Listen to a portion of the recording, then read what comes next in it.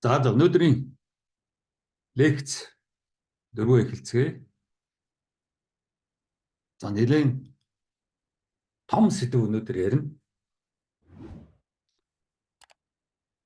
Либерализм ба худонизм. За ер нь одоо энэ дараагийн 3 лекц 4, 5, 6 бол нэлээд тийм нийгэм рүү ойртсон тийм социологийн маягийн тийм лекцүүд үргэлжлэнэ. За өмнөх лекц 1, 2, 3 лекц бол ерөнхийдөө улсын түвшний ер нь одоо Монгол гэдээ нэрлээд байгаа энэ Монгол гэдэг улс өөрийн гэсэн нэг нэртэй тодорхой нэг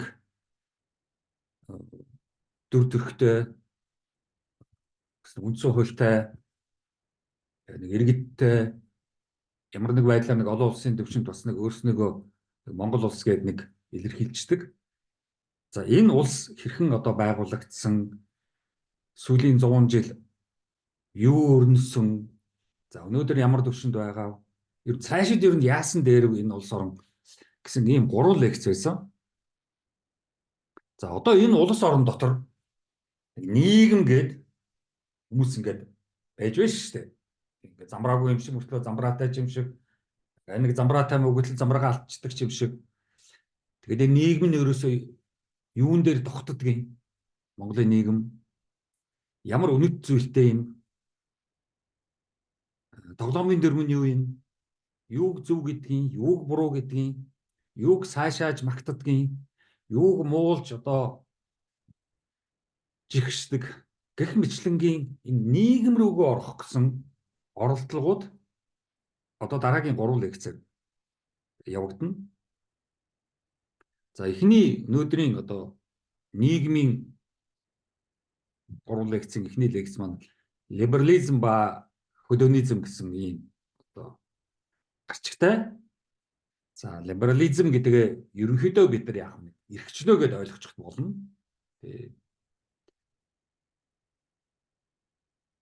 Либерал, либертар, либерти гэсэн одоо энэ ойлголтууд бол бүгд ерөнхийдөө эрхчлөө гэсэн ойлголтод яваад байгаа. Тийм. За англиар бол freedom гэж явцдаг.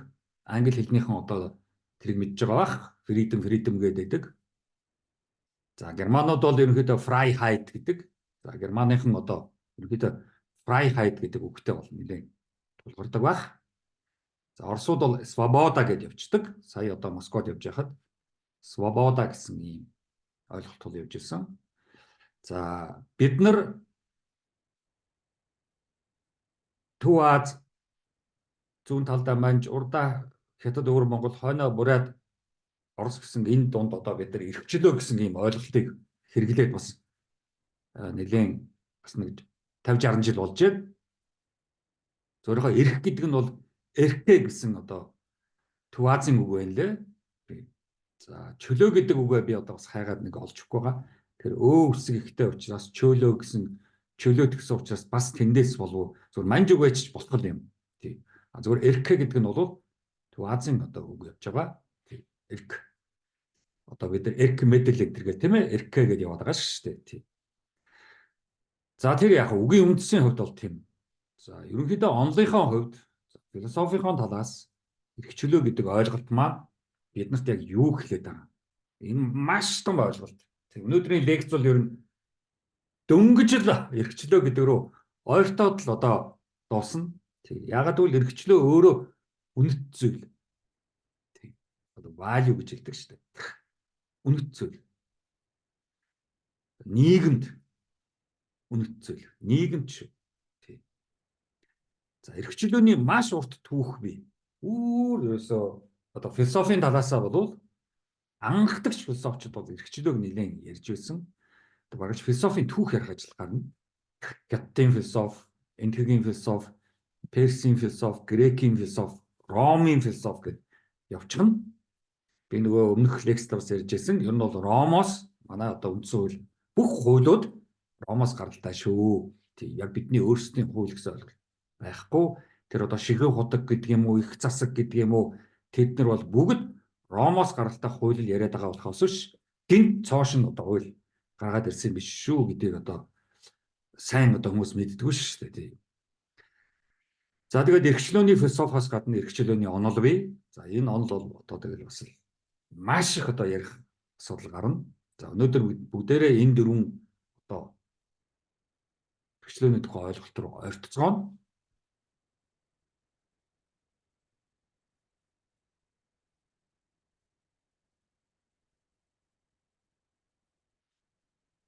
За яг одоо маш энгийнээр нэг хүндрүүлэхгүйгээр тий одоо либертар энэ гэж хүндрүүлэхгүйгээр freedom энэ гэж хүндрүүлэхгүйгээр зүгээр ер нь яг эрхчлөө гэдэг маань энгийн ойлголтоор ер нь нэг хинээс шахалт тулгалтгүйгээр өөрөө шийдэх сонгох ийм л одоо ойлголт явж байгаа. Маш энгийнээр. Гэтэл маань нийгэм рүү ороод ирэхээр тийм ч ямар биш. Ерөнхийдөө тухайн тэр хүний автономт байдлыг нэрлэж байгаа. Тэр хүн хэрэг автономт хүн бэ? Тусгаар тогтворлогч автономтыг орчуулад байдаг шүү дээ. Тэгэхээр өөрөөр тухайн тэр уул sovereignty, sovereign гэдэг маань бас тусгаар тогтворлогсон орчууд болоо явчихдаг л да. Зөвхөн ер нь бол тухайн тэр хүний хэрэг тусгаар, хэрэг sovereign, хэрэг автоном өөрөө өөрийгөө авч явах чадвартай гэсэн. Тийм ойлголт явдаг. За тэгээ энэ бол маш хүндрэлтэй. За эрхчлөө яриад ирэхээр нөгөө хүний эрх яриад эхэлнэ. За хүний эрх яриад эхлэх юм бол одоо бид нар манай Монгол улсын одоо энэ Монголын нийгэм Улаанбаатар хотод одоо хүний эрх ярина гэдэг бол нэлээд хүндрэлтэй. За тэгээд цаашаага эрхчлөө гэдэг бол гаднаас Ромоос одоо орчуулсан сүүдээ Европ, Герман, Унгараар, Оросоор дамжаад орж ирсэн одоо өнөөдрийн үндсэн хуулийн заалтан дотор эрхчлөө гэсэн үг явж байгаа. Тэгэхээр эрхчлөө гэдэг нь бол нэгдүгээр юу байх нь үнэт зүйл байх нь. Хоёрдугаар тухайн хүний тусгаар тогтнол автоном байдал байх нь, суверенитет байх нь. За гуравдугаар бол үндсэн хуулинд эрхчлөө гэд заачсан. За тэгээд энэгээр одоо юу хэлэх гээд байгаа? Тийм. Яг гадны ямиг ингээд гаднаас аваад үндсэн хууль гэсэн одоо хуультай болоод тэгээд тэрэн дээрээ гадны бичдэг эрхчлөө гэдэг ихлээр биччихсэн байдныг дуурайгаад эрхчлөө гэж тавьчлаа. За тэгээд эрхчлөө гэдэг нь яг юу гэсэн үг вэ? Юунд хаана хинээс хизээ гэдэг ингээд дараагийн том асуудлууд гараад ирнэ. Зүгээр одоо эрхчлөө гэдэг ярьж болохгүй. Одоо нүүдэлчд угаасаа эрхчлөөтэй ч гэх шиг ард түмэн одоо хөдөөгийн нүүдэлчин ард түмнийг угаасаа эрхчлөөтэй. Тэр эрхчлөөтэй ямар ч хамаагүй. Хэдэн танхаа нөхдүүд өргөж байж магадгүй хурднаймаар доголгаалцдаг. Айлын мал олголоо цогтаачдаг ч юм уу. Тийм. Тэрийг нэг танхаарч байгаагаа ийш тийшээгээ ингээд нүчж байгаагаа эрхчлөө гэвэл одоо тэр бол маш бүдүүлэг тайлбар. Эрхчлөө гэдэг бол бид нар маш том сэдв ярьж ийж тэндээс эрхчлөө гаргаж ирнэ. Одоо яг л хайр дурлал бурхан гэсэн зам сэдвүүд шүү дээ. Хайр, бурхан гэсэн. Тэрнтэй адилхан эрхчлөө яг дандаа хамт явна.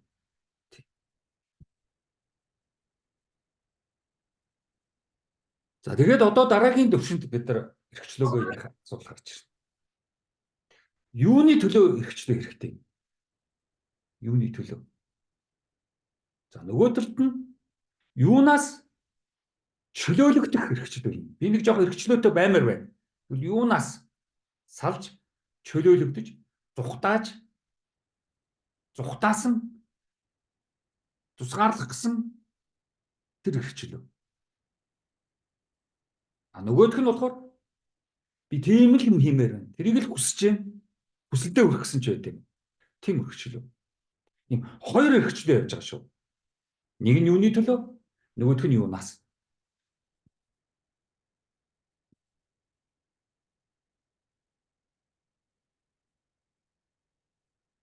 Юуны төлөө эрхчлөө? Тийм юуны төлөө эрхчлөө?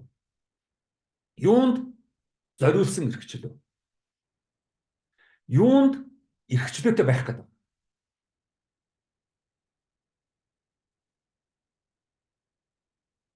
Энэ бол юуны төлөө эрхчлөө?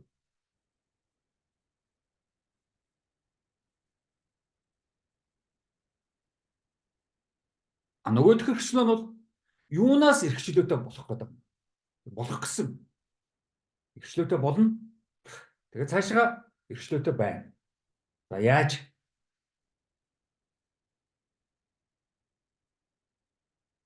Яаж?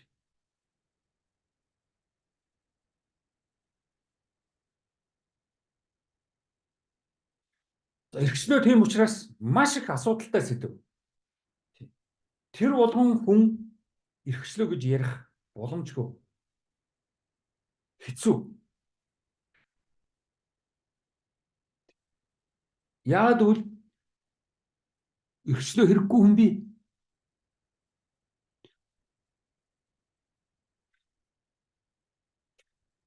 Би эрхчлөөнөөс одоо тийм үү татгалзаж байна. Би эрхчлөөтэй байж чадахгүй. Тэний оронд заа гэл зөвшөөрөөд явж эсрэг гүцэхгүй. Эсрэг бол юунд ч оролцохгүй бүх юм ингээд эсрэг гүцээд тэгэл ингээд явж ирэх. Юм бол үгүй гэл. Эсвэл за гэл. Ямар нэг байдлаар өөрийнхөө байх. Өөрийгөө илэрхийлэхгүй. Надад ямар ч хүсэл байхгүй. Бусдыг дагаад тэр дотор зохицоол тааруулаад тэгэл явж байгаа. Тэгэл болоо. Тий. Бас надад эрхчлөө нэг хэрэггүй. Надад илүү дутууны хүсэл мүсэлээ дутуу зориг ч нэг байхгүй. Ингээл одоо яв. Өөр арга байхгүй. Тийм учраас эрхчлөөг хинд яг ямар хүнд эрхчлөө хэрэгтэй вэ гэсэн асуулт гарч ирж байгаа. Яг хинд хэрэгтэй эрхчлөө. Эрхчлөө хэрэггүй хүн байж шүү дээ. Тэгвэл эрхчлөө маш их хэрэгтэй хүн байна. Эрхчлөөгөөр цангаж өлсөж яваа. Тийм одоо зөндөө биш шүү дээ. Эрхчлөөтэй баймаар байна. За ингээд хоёр одоо эрхчлөөний асуулт гарч ирж байгаа. Нэг хэсэг нь эрхчлөөнөөс зүхтаадаг, татгалцдаг, боли. Надад хэлээд өгч. Заагаад өгч би тэгэл явъя гэдэг гэж. Эсвэл нэг хэсэг нь би надад нэг ганц хоёр хүсэл би тэр хүслээ биелүүлмээр байна. Тэгэхдээ энэ ийм надад саад болоод байна. Тэрнээс л би нэг чөлөөлөлт хэрэгтэй. Би надад нэг хэд хэдэн боломж байна. Би тэр боломжоо явж биелүүлмээр байна. Бас боломж харагдаад байна тийм үү. Ингээд эрхчлөө яаж юм. Асуудалд орж эхэлж шүү дээ. Тэгэхээр сонсоход гоё. Эрхчлөөтэй. Яг эрхчлөөрөө ойртод ирэхээр томруулдаг шилээр хараад эхлэхээр тийм ч амар биш. Эрхчлөө.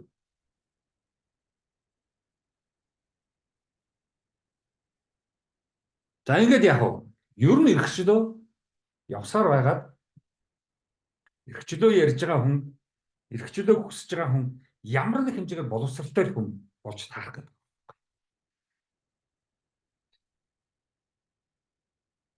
Өөрөөр ямар нэг байдлаар боловсралтай байж вэж тэгээд эрхчлөөг мэдэрнэ, эрхчлөөг амсна, эрхчлөөг ямар үнэтэй юм гэдгийг мэднэ. Тэгээд эрхчлөөний төлөө явах нь байна.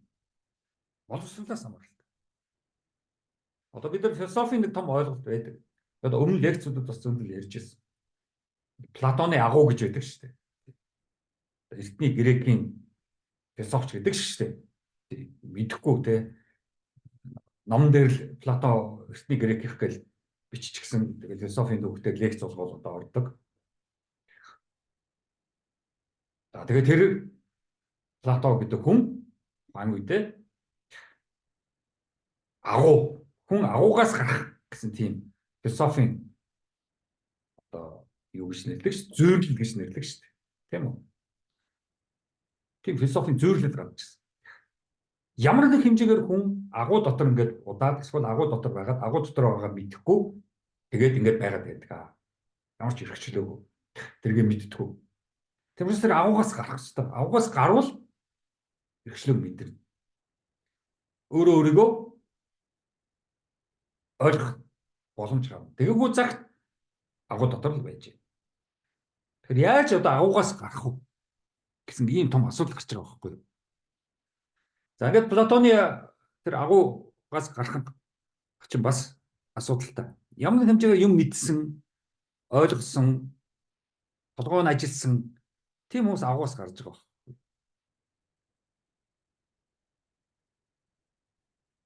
За агуугаас гараад одоо яах вэ? Цаашгаа явна шүү дээ. Агуугаас гараад цаашгаа. Тэгвэл цаашгаа явах тийм чадвартай юу? Янз бүрийн сонголт шийдлүүд хийгээд явах чадвартай юу? Чадваргүй юу? Чадваргүй бол айгүй бол буцаад агуу руу ороод ир. Бүлий. Шиг надад агуу намар юм байна. Агуудаа л байж. Ийм асуудлууд гарч ирж байгаа байхгүй. Агуугаас гарч яваад зорилгоо биелүүлээд, хүснээ биелүүлээд, юм сурдаг юм одоо яадаг юм мэддэг юм уу? Тийм үү? Хэрийн галаа нэсэн үглэх газраас гэдэг шиг. Явлаа, сурлаа, мэдлээ. Одоо тэгээд яах юм? Шагнал авах юм уу? Яах юм? Одоо яах ёстой? Одоо бусад агуудаа ирэх ёстой. Тэгээд нөгөө авгаас гараад буцаад орцсон. Авгаасаа гарч чадаагүй нөхдүүдэд тийм ийм тэгдэг ингэдэг гэд зааж хэлж тийм үү сургаж зөвлөх ёстой. Ийм л том одоо сэдв бид нар өнөөдөр ярьж байгаа байхгүй хэрэгчлөө гэдэг. Авгаас гарах, авгаас гарчаад буцаад орчих биш. Авгаас гарсан нь явах. Тэгээд явж сурлаа мэдлээ. Яа буцаад агуудаа ирнэ. Буцаад агуудаа ирэхэд асуудалд орно. Тий. Амар юм болно шүү дээ. Тий. За тэгээд агуу дотор яах вэ? Янз бүрийн болно. Тэгэл эхлээл одоо солиотой гэх юм уу? Эсвэл одоо хөөд туудаг юм уу? Одоо яадаг юм? Тийм. Өчнөл юм болно шүү дээ. Тийм амар биш.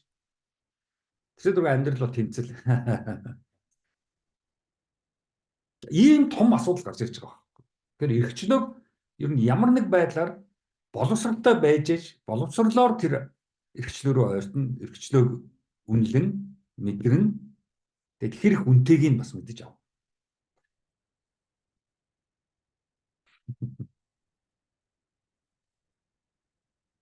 Тийм. Эрхчлөө ба мэдлэг агуугаас явж чадсан уу гэдэг чинь том асуудал байгаа байхгүй юу?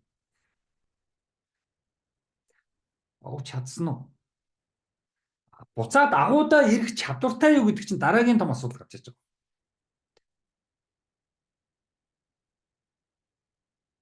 Ер нь агуудаа ирэх ёстой. Тийм. Иржил таараа. Ирэхгүйгээд яах юм? Тэгэхдээ чадвартай болсон цагтаа л ирэх. За ингээд яах вэ бид нар? Нийгэм гэсэн том асуудал руу ороод ирж байгаа. Ямар улсад бид нар байна уу? Эрхчлөөг ярьдаг улс уу? Ярьдаггүй улс уу? Эрхчлөөг юу гэж ойлгодог улсад бид нар байгаа? Тэр улсаасаа доошоо нийгэм рүүгээ одоо ороод ирээ. Монголын нийгэм рүү ороод ирээ. Бид нар гадаадын нийгэм ярьж байгаа биш шүү дээ. Гадаад оронд байгаа хүмүүс бол яг тэр нийгэмд ороод алхаатаа зэрэгцэл алхаж байгаа шүү дээ. Тийм хурдлагт нь хурдлаад удаахт нь удаад тентхийн бүх тоглоомын дөрмөнд захирагдаал явчихж байгаа шүү дээ. Тэгвэл Монголын нийгэмд одоо яах вэ? Энд ямар тоглоомын дөрм байна? Энд эрхчлөөг юу гэж ойлгож байгаа? Түрүүчийн 3 номон дээр ярьжсэн шүү дээ. 12 жилийн өмнө одоо бичсэн ном. За өнөөдрийн одоо эрхчлөөний сэдв бол бас би нэлээд хэдэн жилийн өмнө энэ талаар бас ном бичсэн. Тэр номыг бас өнөөдөр гомдхон бас нэг яриад өнгөрөн тавьчихсан. Тэгэхээр бид нар ямар нийгэмд байна вэ гэдгээл дахин асуух болчиход байгаа. Өмнөх 3 лекцээр ямар улсад байна вэ гэдгийг мэдэж авсан. Ерөнхий нэг ойролцоо баримжаатай болсон. Одоо ямар нийгэмд бид нар байна вэ гэдэг тэр баримжаа одоо бидэрт хэрэгтэй. Тэгжээж энэ нийгэмд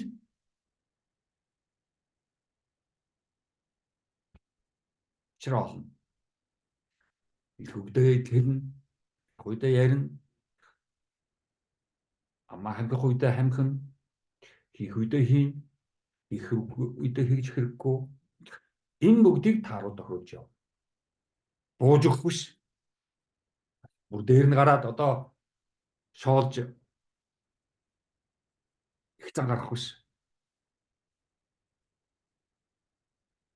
Философийн нөгөө temperance гэж нэг ирдэн биш үү? Ирчүү. Тэр temperance хэрэгтэй. Wisdom хэрэгтэй. Жиж явна шүү дээ нийгэмд. Түүнээс биш одоо нэг бол уйлаад авах хэрэггүй, нэг бол уурлаад авах хэрэггүй. Уурлал өдөржингөө уурлах биш. Жог уурлчаа болчих. Өөлөл өдөржингөө уйлах биш. Жог уйлчаа тэгээд нулимсаа арчаа тэгээд урагшилсан дээр шүү дээ.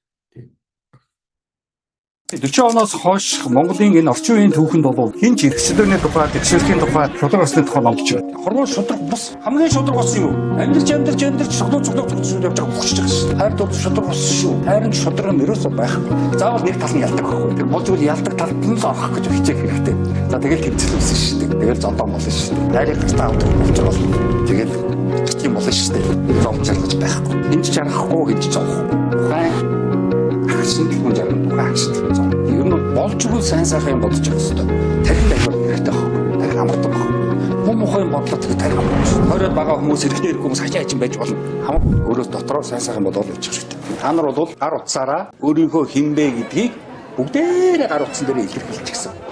Юу хайж байгаа, ямар үг хайж байгаа, ямар зургнууд байн үзэж байгаа, ямар одоо цүнх, ямар гутал. За эргчлөө гэдэг чинь байж тээ эхлээд байж тээ хүн урагшаага эргчлөөтэй болохын тулд артлаасаа тэр бүх дарамт тийм үү арталтаа одоо зууралцсан тэр бүхнээс салах. За мухар сүсгээс одоо яаж чөлөөлөх вэ? Маш хэцүү. Монголч одоо битүү мухар сүсэг шүү дээ. Тэгэл одоо хажуудлын хан манны цаан чи бөөлөл агааж одоо бөмбөрдөг. Зан заншлаас хурдан салтэрсэн явчихгүй шүү. Орчин үеийг зан заншлсан гэдэг. Яг зан заншил чинь нөгөө нэг орчин үеийг мэдлэг боловсролыг бодоход нөгөө нэг стрессгүй байхгүй. Мэдлэг боловсрол чинь стресстэй байхгүй. Одоо та нар энэ номыг уншлаа стресстэй шүү дээ. Барилгал хогон саунд хийн шүү дээ. Юу гэдэг тэгээрээ. Зан заншил яриад, уламжлал яриад ингээд хэлээ. Ямар стрессгүй байхгүй. Тиймээс Монгол хүн чинь зан заншил руу явдаг байхгүй. Уул стресстэй гэсэн. Стресс бол тарих өгч байгаа. Уншууд бүрэх тарих өгч. Монголын нийгэм чинь Монгол орн чинь нөгөө ном уншдаг учраас тархин өрөхөд өгчдөг. Хөрхөн ихэс төрсэн биенүүд л халтаад идэх таа бийдүү. Тэ? Хөрхөн өндөр охтод бизнес сайшгүй. Асуудалгүй. Боловсролтой болох эрх бас үүрэг гэж шүү. Монгол хүн боловсролтой болох үүрэг шүү. Яг бол нийгэм хүмүүсийн дунд, гэр орны дунд, хамаатан садлын дунд, найзуудын дунд нэг нөхөр боловсролгүй тэгэл дуусаа гайтай байдаг шүү. Та тэгэл энд байж та найзуудын дэгшэрх, хосуудын дэгшэрх, хайр дурлалын дэгшэрх зөндөө юм байна. Үнэт зүйлийн дэгшэрх, насны дэгшэрх, шүүн залуу хүний хоорондын дэгшэрх, чадварын дэгшэрх. Бид нар ч нэг эрдэм гэдэг үг буруу хэрлээд байдаг л та. Тийм эрдэмтэн энэ төр гэдэг л та. Үгүй л дээ. Эрдэм дотор ч одоо нэг justice чи явж байгаа байхгүй юу? Justice гэдэг чинь гэрчүү шүү. Дөрвөн том гэрчүү явж байгаа шүү. Justice явж байгаа шүү. Wisdom явж байгаа. Цэцэн мөргөн. Юмыг тааруу тохируулах явж байгаа. Хичээр хатуужлал явж байгаа. Бүгд том эрдэмүүд. Тэрэнд суралцахад маш хэцүү. Яг монголчууд энэ бүгдээс ягаад зутаагаад байдгүй. Яг л хэцүү учраас. Биднээс бүхэл энэ ёс суртахууны хүн ёсны оюуны төвшиндэг тэр бүх юм насан туршдаа тэрнтэй ойртохгүй байсаар байгаа. Тэгээд одоо нөгөө тэнгэр дэвшний эдэр байгаа шүү дээ.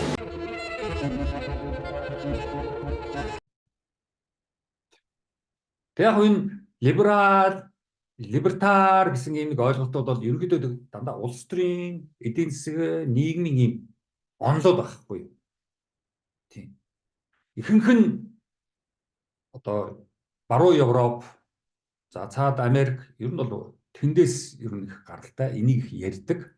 Тэгсэн мөртлөө яг тэр нь маш их ойлгоход маш их хэцүү, хүндрэлтэй. Ер нь капиталист нийгмийн одоо ярьдаг дуртай сэдв. Өөр орнуудад хэнийг нэг ярьдаг. Одоо неолибералч шиг тэнд ерөөсөө нео шин юм юу ч байх. Тэг яг ер нь бол либерал гэдэг нэрлээд байгаа нь бол либерализмын одоо тийм үү өнөөдрийн лекцийг жоохон тайлбарлах юм бол онлынх нь хувьд нийгмийнх нь хувьд тайлбарлах. Ер нь нийгмийн бүтэц эрхчлөөний зарчим дээр л зохицуулагдан шүү л гэсэн юм яваад байгаа. Ер нь Францын хувьсгал биш үү? Францын хувьсгалаас хойш нэг ийм ойлголт либерал гэсэн юм ойлголт яваад байгаа. Тэгээд тэр нь сар угаад либерализм. Тэгээ гурван том улс төрийн онол ер нь яваад байдгийг. Энэ бол онлайн юмнууд. Тийм. Оюутнуудад лекц уншаад их сургуулийн профессор тийм үү? Гоё А нийгэм рүү орд ирэхээр хэцүү. Хачин болдог. Тэгэхээр ер нь бол манай энэ гадуур байгаа янз бүрийн философи яриад байгаа, сэтгэл зүй психологи яриад байгаа. За тэгэл либерализм, либертар гэж яриад байгаа.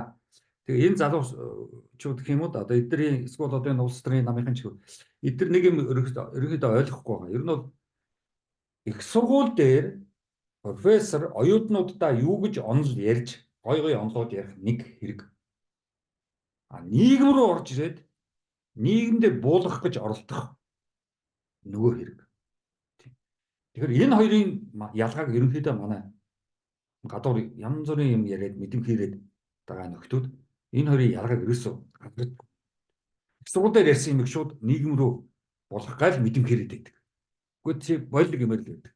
Тэр одоо 4 жилийн 2 сард засгийн газрын ордонд болсон deliberation тийм үү одоо зөвлөлдөх гэсэн нэг тийм уулзалт болоход тэр нэг Мойсаас ирсэн гэдэг нь Америкт байжгаад Harvard, MIT энтерс бас нэг сурсан юм уу да. Тэгэл диплом болоод болцсон юм шиг байлээ.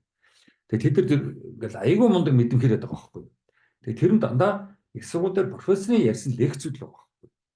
Тэр лекц чинь шууд Улаанбаатар төрж ирээд тэгэл энд одоо тийм үү тэгдэгчтэй гэдэг бүр инээд үнэтэй байхгүй. Одоо сүүлийн үед хүний эрхэл гээл философийн чухал ойлголтыг шууд хүний эрхэл гэж орчоод инфрендум гэсэн үг. Alienation гэдэг. Тэр шууд монголоор орчуулаад хүний эрхэл болгоод тэгэл одоо нийгэмд хүний эрхэл гэдэг чинь ингээл фэйсбુક дээр бичээд мэдвэрэд байгаа байхгүй.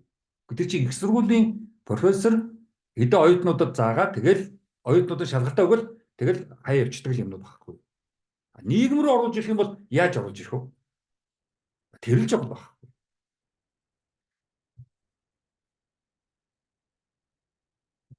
За либерализм гэдэг бол бие даасан эмгэгчлөөний тухай нэг онол явж байгаа. Тэрний хажууд консерватизм гэсэн нэг онол явж байгаа. За тэрний хажууд социализм гэсэн онол явж байгаа. Ер нь өнөөдөр дэлхийн одоо улс төр ярил улс орнуудыг 3 хэсэгт хувааж байгаа. Бүгдийг либерализм ярьдаг хэсэг байна. Тэр бол ерөнхийдөө барууны орнууд.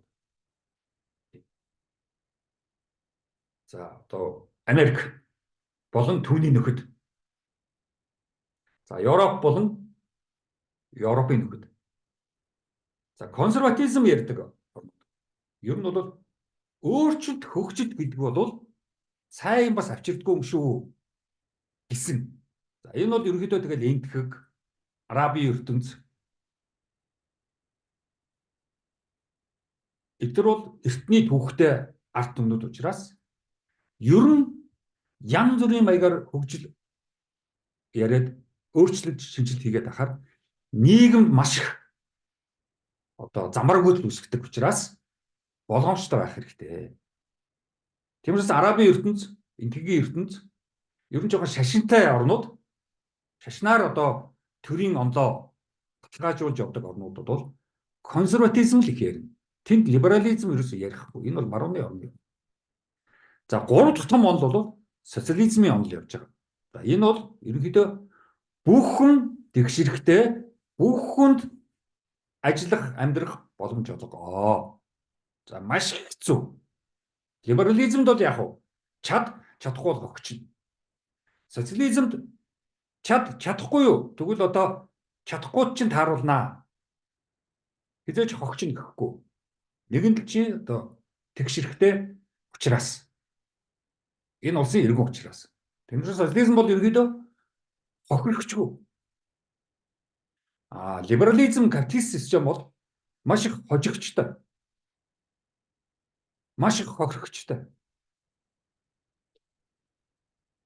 Бид нар мэдэн шүү дээ. Одоо капиталист орнууд байгаа хүмүүс бол мэдж байгаа шүү дээ.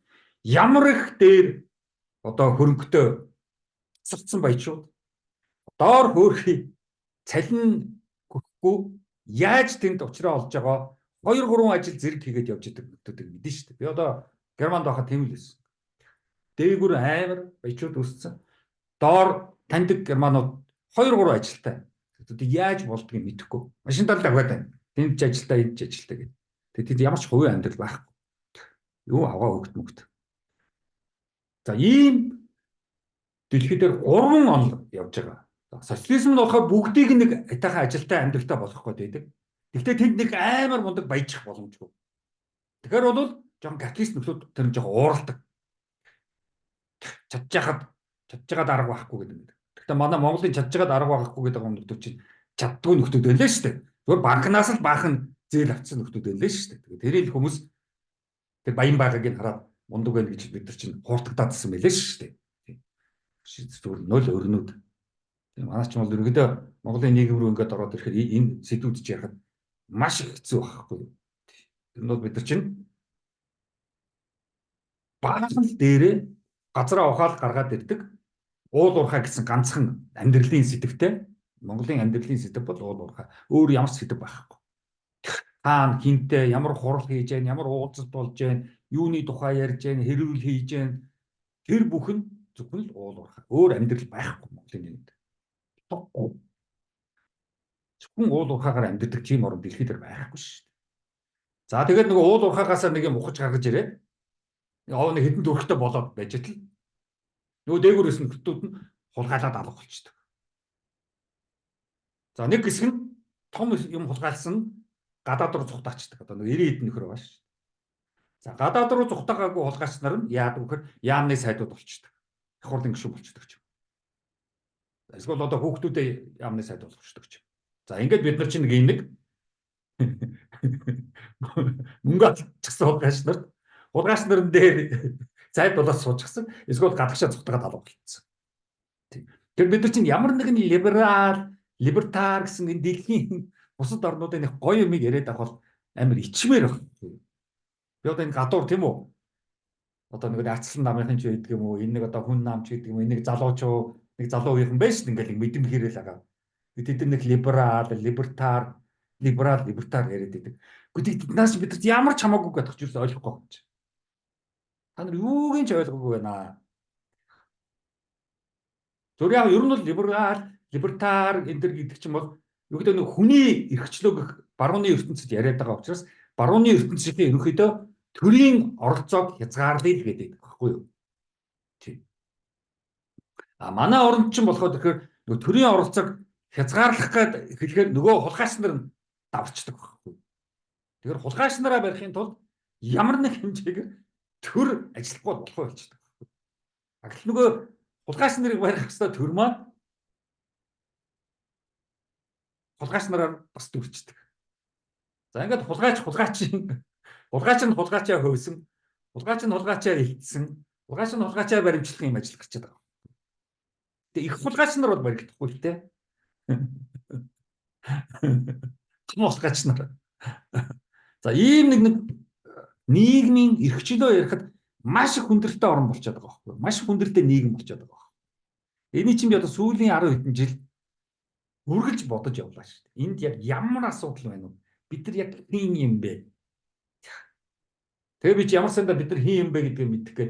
Бурайд рууч очлоо, Өвөр Монгол рууч очлоо, Казахстан рууч очлоо. Сая харьбан яваад ирлээ шүү дээ. Тэгэхээр Манж, Казак, Өвөр Монгол, Бурайд Монгол за одоо энэ дундаас би чинь нэг Монгол гэсэн ойлголтыг гаргаж ирэх гэдэг шүү дээ. Тэгээд олдож ихгүй хэцүү байж шүү дээ. За дараагийн том сэдв гарчна. За өнөөдөр ярих хэвээр эрхчлөөний тухай том ойлголт. Ерөнхийдөө би Монголын нийгэм рүү ороод ирсэн учраас нийгмийн янз бүрийн юмыг их ярих байх шүү. Өмнөх том лекцүүдэд би нэг Монголын нийгэм рүү ингэж их орж ирэхгүй. Гэр нь онлоо яриад явждаг байсан. Одоо ерөнхийдөө тэгэл одоо Монголын нийгэм рүү орохоос үр аргагүй. Орж таараа. Одоо тэгэл онгоцноос үр аргагүй. Ухаж түнхэхээс үр. Тэгээд дэгжил таа. Тийм. Тэглээгээд одоо нэг уйлдаг ч юм уу, уурладаг ч юм уу. Тэр бол ямар ч утгагүй. Тэр сэтгэлийн хөдөлгөөн тэр юу байв.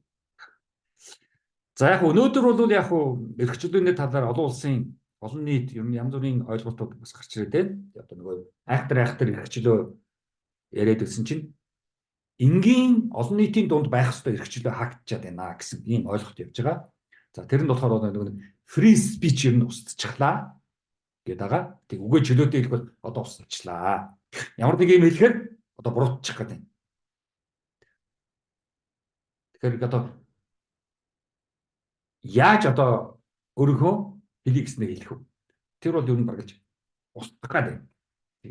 Бид одоо сошиал медиа, интернет тийм үү? Одоо бид нар нөгөө Zuckerberg тийм үү? Гэх мэтлэнгийн. За тэгээд сүүлдэрх нь нөгөө хэн билээ? Elon Musk одоо юу байдгийг. Ер нь бол одоо ингэж за тэгээд одоо Америкт сонгуул болох гэж байна. За Киевийн асуудал байна. Тийм үү? НАТО, Европын асуудал байна. За тэгээд зэвсэг одоо юу байдгийг. Бүх за тэгээд одоо эдийн засгийн хоригч гэдэг юм уу юу байдгийг. Одоо Тайван яриад л байна.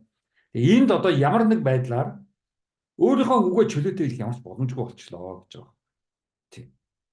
Одоо Киевийг ярил Орос эсрэг, Оросыг ярил Киевийн эсрэг.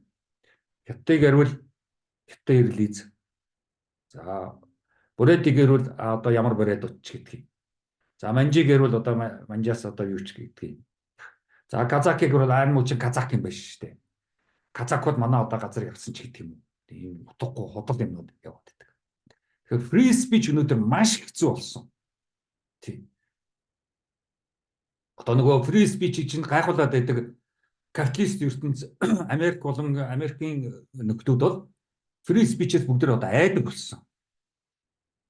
Тийм.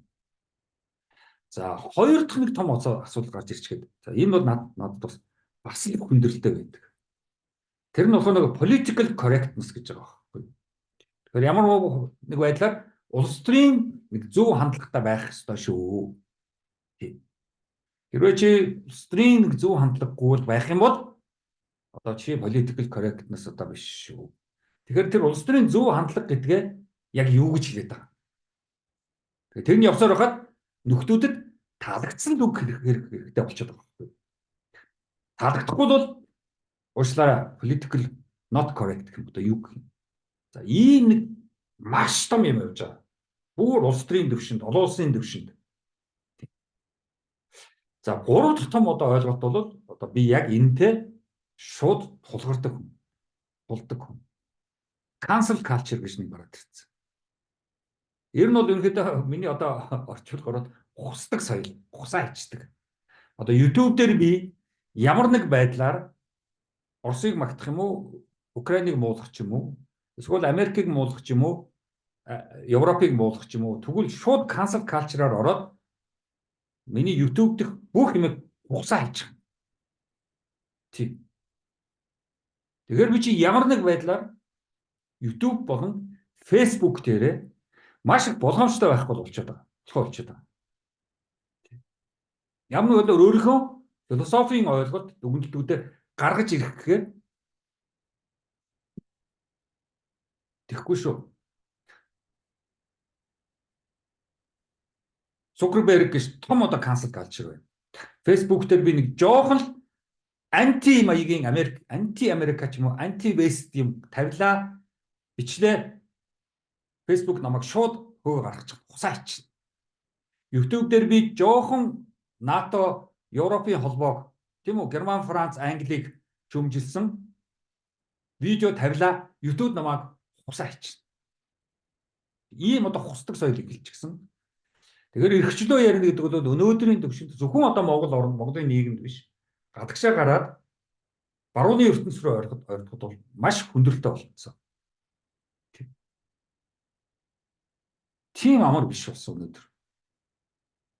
Тэгэхээр ямар нэг байдлаар YouTube-ээр ч юм уу ийм одоо сошиал медиа ч юм уу ямар нэг байдлаар за энэ одоо видео, лекц одоо юу гэдгийг ийм чөлөөт ярилцлага энэ бол одоо маш хэрэгтэй болчиход байгаа.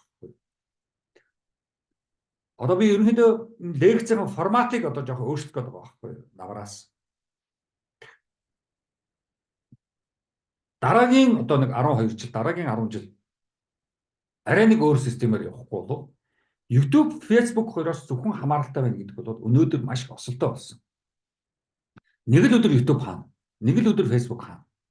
Би ч ямар Facebook дээр өргөлж энд явж гэн, гадаадад явж гэн. Сая төрсөдөр болоод ийм гой торт идлээ. Ийм юу яаж гэн. Дүүгээрээ ах эгчээрээ би нэг гоёч тийм өнөөдөр ч гэдэг юм уу. Миний аав одоо мундаг хүн байсан шүү дээ ч гэдэг юм уу. Тэгээ тийм юм би чинь нөгөө тавьдгүй. Шууд ингээд ажиллаа Facebook дээр тавиад яриа явчихдаг учраас маш хурдан Facebook-ыг яа хусаач. YouTube дээр ч гэсэн би одоо. Тийм үү? Монголын түүх гэдэг чинь юм, Монгол арт түмэн гэдэг чинь юм, бид нар чинь дагуу үндэстэн байхгүй гэсэн тийм хөрсийн өнгөрсөн юмнууд тавьдаг учраас шууд ажил хэрэг рүү орчдөг учраас YouTube дээр хусаад ичнэ миний юмнууд. Тэгээ одоохондоо бас гайгүй байна.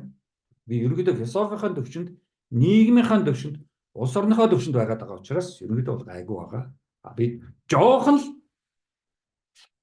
барууныг шүмжилсэн стайл юм ороод ирүү тэгэл хусаач.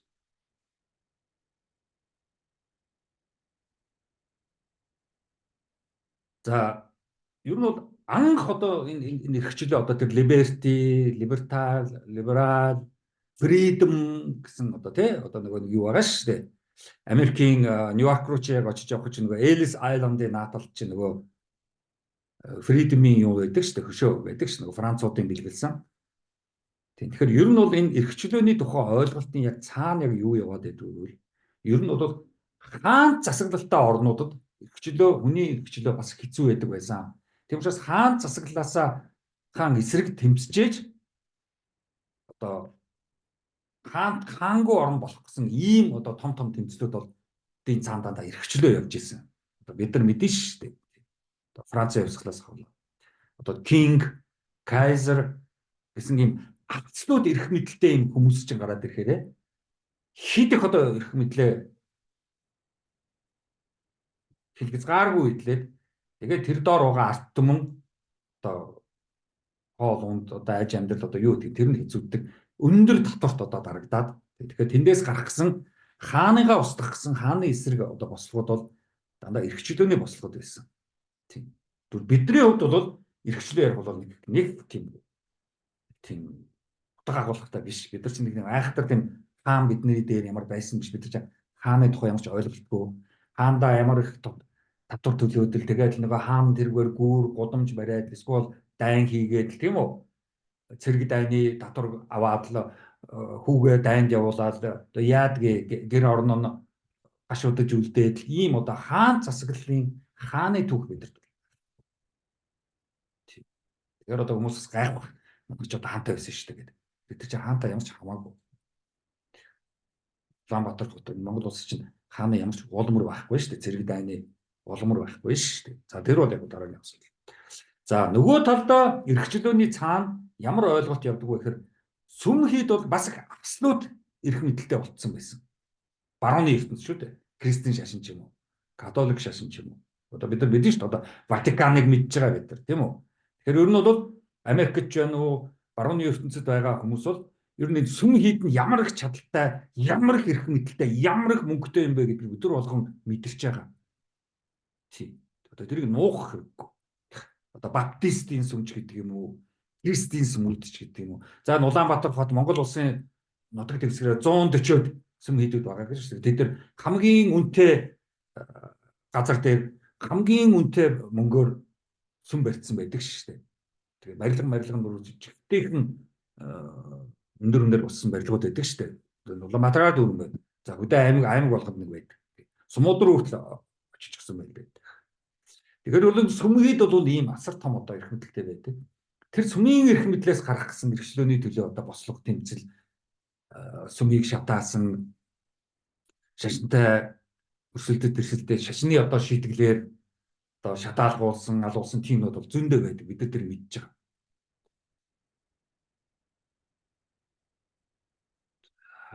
Тэгэхээр ийм нэгдүгээрт God бурхан, хоёрдугаарт хаан King гэсэн энэ хоёроос чөлөөлөгдсөн том одоо юмнууд бол хийгдчихсэн. Эрхчлөөний төлөө бослогод. Тэгэхээр бид нар монголчууд бид нар эрхчлөө ярина гэдэг бол ерөөдөө нэг тийм холон юм сонсогддог. Хааны түүх, сүм хийдийн тийм айхтар дарамтлсан тийм юмор ерөөс ороогүй. Яг бол бид нар чинь хөдөө байдаг хүмүүс учраас. Тийм уулын цаана малтагаа байж байгаа хүнд нэг айхтар нэг хаан засаглал үүсэх боломж байсангүй. За сүм хийд нэг ноёлох боломж байсангүй. Энэ бол жоохон дургу өрөөдөө морио оноо цухтаачдаг. Эсвэл хэдэн малаа тугаад алга болчихдог, цухтаачдаг. За ингээд одоо Монгол руу орж ирнэ. Тийм Монголын эрхчлөө ба нийгэм өнөөдрийн одоо төвшөнд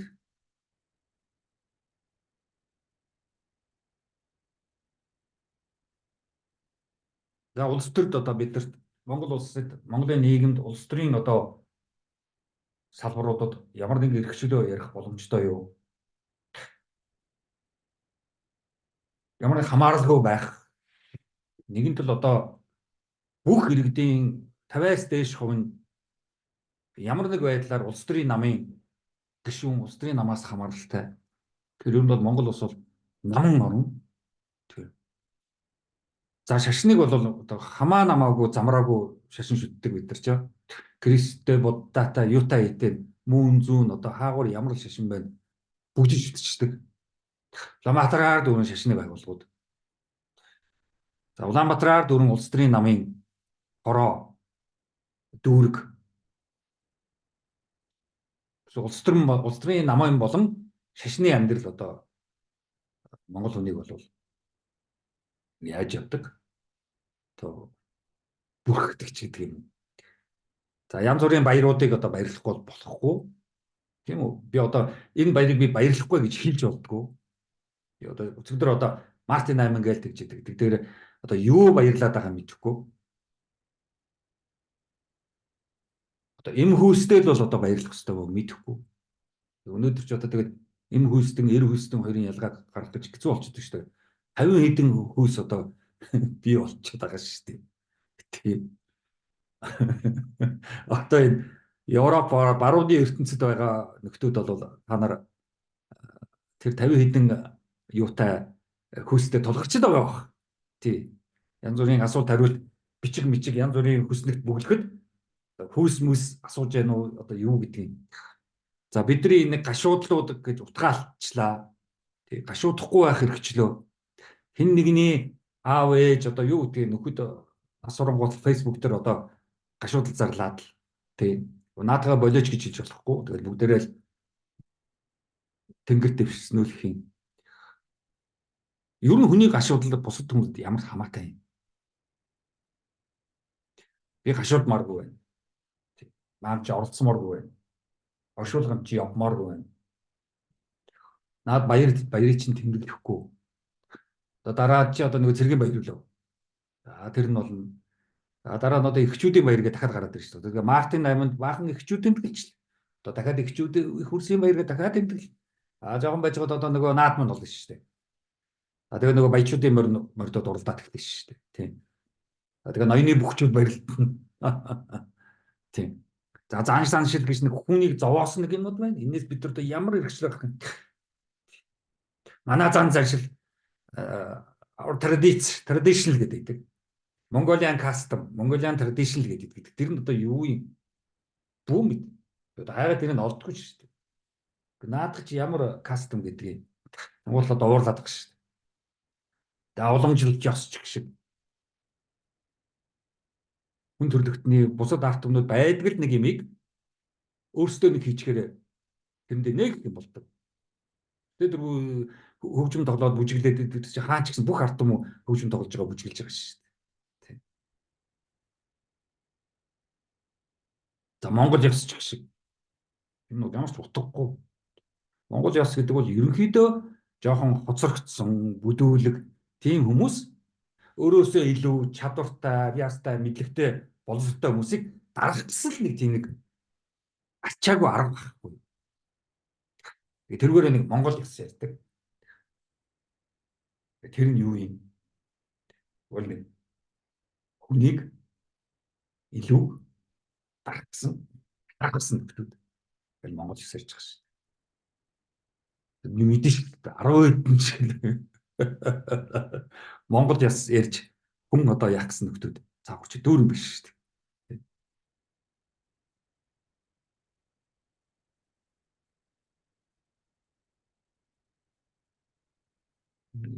Улаан шүмч одоо юу гараад ирв. За ийм юм явж байгаа. За ингээд бид нар чи явсаар байгаад нийгмийн асуудлууд руу ороод ирлээ. Нийгэм ирээд ирэхээр нийгэм зүй гэж ойлголт байх ёстой. Одоо социолог бол нийгэм зүй. Бид нар бол нийгэм судлал гэж руу орчуулад байдаг. Үгүй нийгэм зүй. За психологийг бид нар сэтгэл зүй гэж орчуулдаг. Тэгэхээр өөрөлдвөл нийгэм зүй, сэтгэл зүй хоёр бол өнөөдөр бид нар ярих ёстой дараагийн том асуудал байхгүй. Энэ 3 лекцээр би нийгэм зүй ярина. Дараагийн 7, 8, 9 дугаар лекцээр би сэтгэл зүй ярина. Одоо улсаасаа нийгэм рүү ороод нийгмээсээ хүн л орох нь шүү дээ.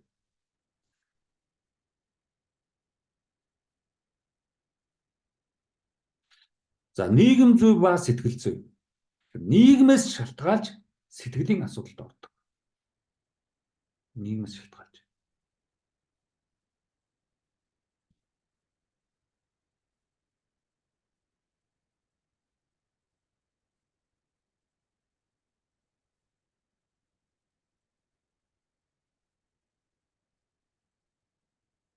Нийгэм зүй ямар вэ? Сэтгэл зүй тийм. Дагчих гэдэг. Тэгэхээр сэтгэл зүй гэдгээр бид нар яг та хүний ухаан зүйл бас ярих гэдэг юм л та. Бидний энэ социализмын үед анх гаднаас мэдлэг орж ирэхэд орчуулсан орчуулга маань ерөнхийдөө яг нэг таараагүй тохироогүй байдаг. Тийм. Жохон дутагдaltaй байдаг. Өнөөдөр бол засаж анслахтай л доо. Тийм. Маш их засаж анслах ажил байдаг л да. Тэгэхээр бид нар нийгмээс шалтгаалж сэтгэл зүйн асуудалд орж байгаа шүү. Нийгэмгүй газар сэтгэл зүй ярих юм ч хэрэггүй. Одоо хөдөө малчин айл хөдөө байгаа, уулын цаана байгаа. Тэгээ ээж аав ямаа өвөө одоо юу гэдэг хүүхдүүдтэйгээ байгаа тэр хүмүүс бол тэндээ сэтгэл зүй яриад ах хэрэггүй. Одоо ямар нэг байдлаар тэд нар чинь эрхчлөө одоо юу гэдгийг тийм нийгмийн чухал ойлголтууд тэнд ямар ч хүчингүй сургууль хүмүүжилч гэдэг юм уу? Боловсруулж гэдэг юм уу? Ямар ч хүчингүй тэнд бол. Тэрийг бид нар одоо сайн харлаа шүү дээ. Өдөө тэгээ засан дарагдаад тэндээ яндан цуцсан байж шүү дээ. Гэтэ мал нь тойроод өгчихсэн.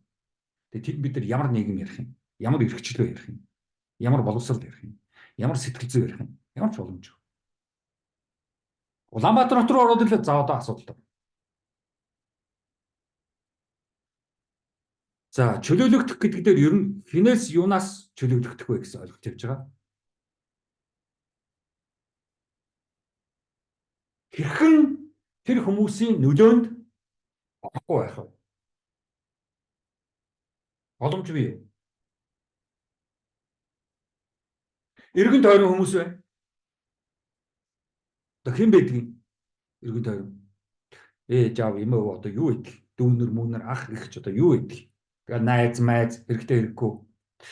Тэгээ нэг ажлын газрын хүмүүс ч гэдэг юм уу? Юу идэх? Компанийн хамтад ажилтдаг нөхдүүд ч гэдэг юм уу? Эсвэл одоо илүү дутуу ямар нэг байдлаар нэгнээсээ ажил төрлийн одоо юутай холбоотой нэгнтэйгээ. За энэ хүмүүстэй яаж эвийн олж эднээс чөлөөтэй байх вэ? Тэдний нөлөөнд нэг орохгүй юу? За байгаа байдлынхаа нөлөөнд бас яаж орохгүй юу? Байгаа байдлаасаа яаж чөлөөлөх вэ? Энэ байгаа байдал энэ нэг л биш ээ. За ер нь нөхцөл байдлаа яаж ухаарч ойлгоод эндээ буулгаад тэндээсээ чөлөөлөх вэ? За өөрийнхөө сэтгэл хөдлөлийн энэ доторх хог новчноосоо яаж чөлөөлөх вэ? Өөрийнхөө толгойд эргэлдэх хэрэггүйнүүдээс яаж чөлөөлөх вэ? Одоо би олон хүмүүстэй уулздаг. Олон жил олон хүмүүстэй уулзж байна. Юм яриад суухад ингээд сонсоод суухад. За тэгэл одоо энэ Facebook, интернет юу гэдгийг зурагт одоо юу гэдгийг хаана газар хүмүүстэй уулзах, учрах, лекц унших, оюутнуудтай энэ ихтэй сургуулийн янз бүрийн хүмүүстэй уулзах. Олуулагаас чөлөөлөгдөх. Олон хүн зөв гэвэл түүнийг л зөв гэж ганц хүний зөвийг дарж дарамтлах дарангуйллыг ардчиллийн дарангуйлал буюу олонхын дарангуйлал гэж нэрлэдэг. Тиймээс ардчлалд бас хязгаар бий. Олуулаа нийлээд нэгийгэ жийдэг жишээ олон бий. Хүмүүс нийлж олуулаа ганц хүний өөдөөс дайрах, эсвэл найз нар нэгнээ дайрч үг хэлүүлэхгүй ярилцаж ойлголцохоос зугатах олон янзын жишээнүүд хүнийг хүндэтгэхгүй бүдүүлэг үйлдэлүүд. Хамт ажилдаг хүмүүс өөрсдөөсөө илүүгээ ганцаардуулна. Олуулаануудын магтаад байгаа зохиолч нэртэй хүнийг магтахгүй байвал мөн л ганцаардуулна. Олуулаануудын магтдаг өвөг дээдсийг магтахгүй гэвэл ганцаардуулна. Олуулаануудын ярьдаг хөл бөмбөг эсвэл мухар сүсгийн сэдвүүдийг ярихгүй суугаад байвал нүд үзүүрлэнэ. Эсвэл хялааж зэвүүргсэн харцаар харж ганцаардуулна. Найзууд нийлж ганцаардуулна. Ээжүүд нийлж анцаардуулна. Хүн өөрчлөгдөж, шинжлэгдэж бие дааж явах гэхэд хамт эргэн тойрны хүмүүс ганцаардуулж, шоолж, араар муу хийхнэ. Ах эгч дүүнэр нийлж, олон хурж дуугаа авалцсан өөрийнхөөрөө явж, өөрийн шийдлээ дагах гэсэн хүнийг ганцаардуулж өөрсдийнхөөрөө дуугүй номой томоотой даруухан байлгах гэж хүчирхийлнэ. Өөрсдийнхөө үгээр байлгаж, хачин онгоон доо нэлрэх гэсэн үйлдэлүүд бүгд л хүний эрхэм чанарт хартаж, хүнийг хүндэтгэхгүй хар бараан үйлдэлүүдийн жишээ. Олуула нийлж байгаад мэдлэгтэй болох гэсэн бие хүнийг үгүйсгэх нь хурцгар бэлдууж хүмүүсийн шинж тэмдэг.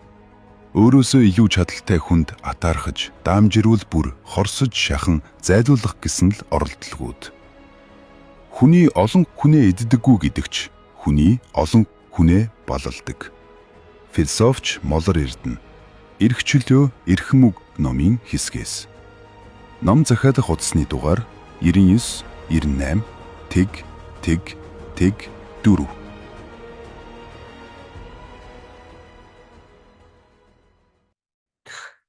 Бүр ингэ баларчихсан. Улс орноороо баларчаад байж боловсролын хууль гаргах гэсэн чадахгүй шүү дээ.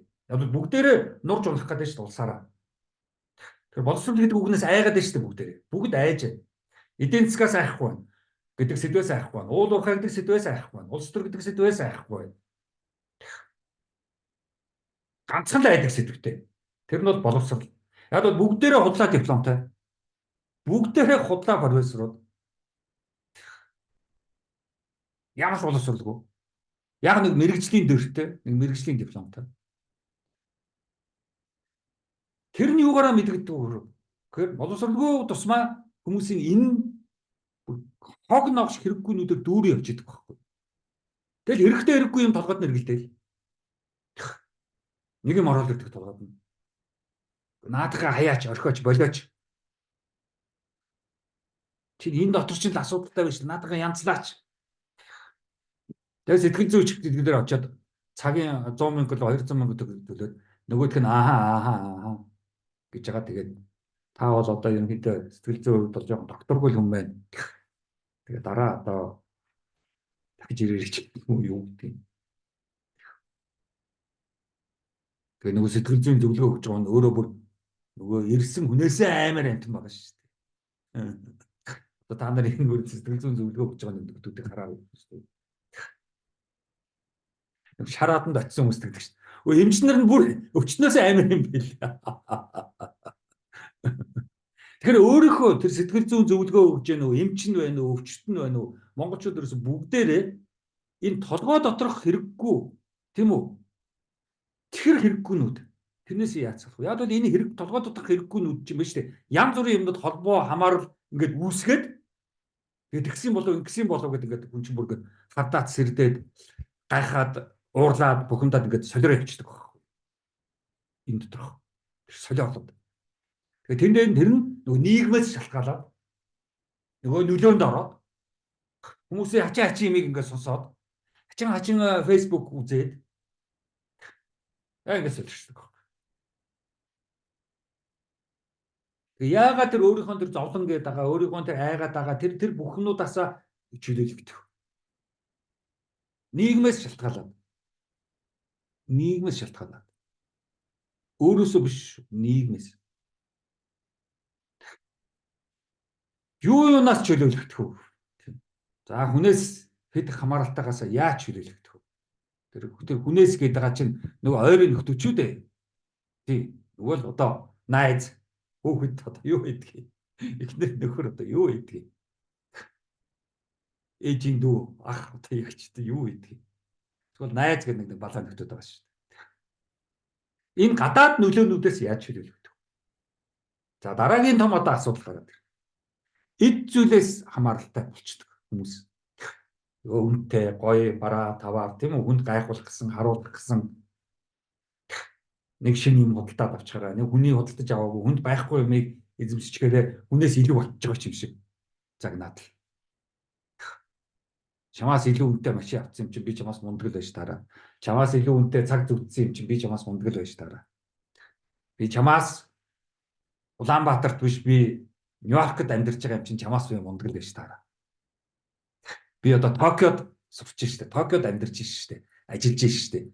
Тэгэхээр би чамаас мундаг л байж таараа. Ийм одоо эд зүйлийн хамаарлууд. Тэ нэг мэрэгчилж байдаг, нэг ажиллаж байдаг юм.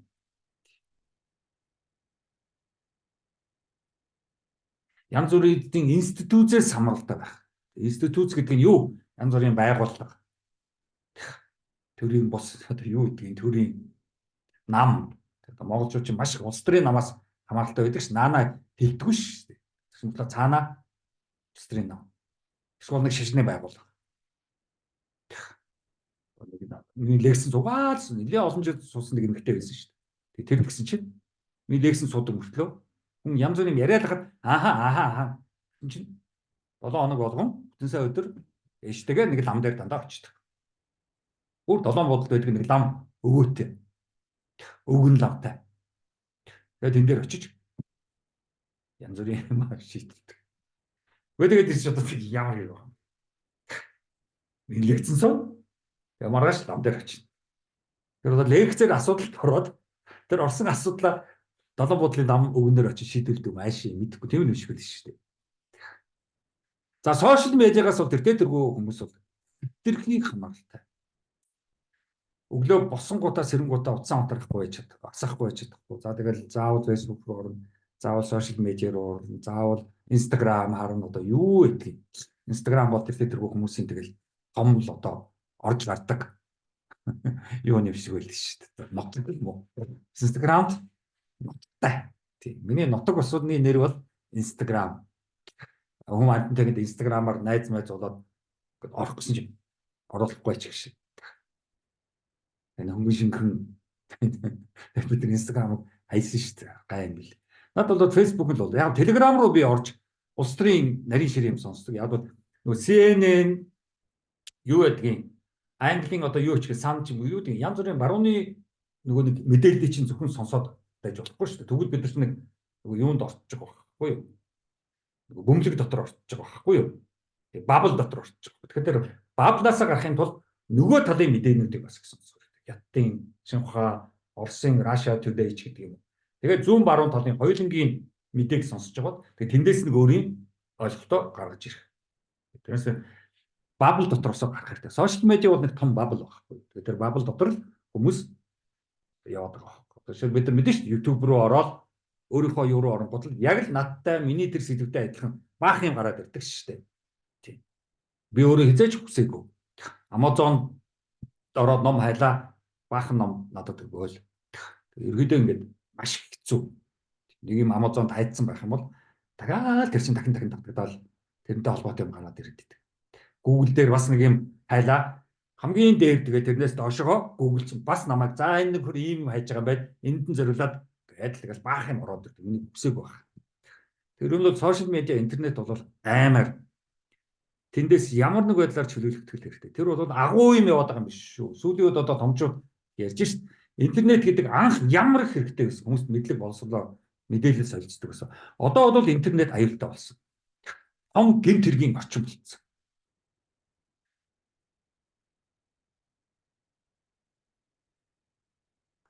За яг ерөнхийдөө тэгээд өөрөөсөө чөлөөлөгдөх дотоод нөлөө тийм буруу нөгөө төсөөлөлт толгойд эргэлдэх хог новш илүүз фана тэрнээс одоо чөлөөлөгдөх хэрэгтэй. За тэрийг бол дараагийн одоо 7-8 нөгөө психологийн лекц дээр нэлээд явж ярина. Тэн гүнлүү ногч ярина. За тэгээд яг чөлөөт сонголт бий юу гэсэн асуудал гарч ирж байгаа. Өөрийнхөө зорилгодоо хэр чөлөөтэй сонгох боломж байсан гэсэн. Үгүй тэгэхээс өөр аргагүй байсан гэл сонголт тэгээд явцныгаа сүлд нь. Үгүй би өөрөө шийдэж сонгосон гэдэг ч юм. Аргагүй байдалд орох. Ер нь ихэнх хүн аргагүй байдалд ордог. Гадагшаа явж байгаач, дотооддоо байгаа ч хин аргагүй байдал. Нэг их нэг эрхчлөөдөө өөрөө бие дааж сонгосон шийдсэн гэдэг бол инээдэмтэй.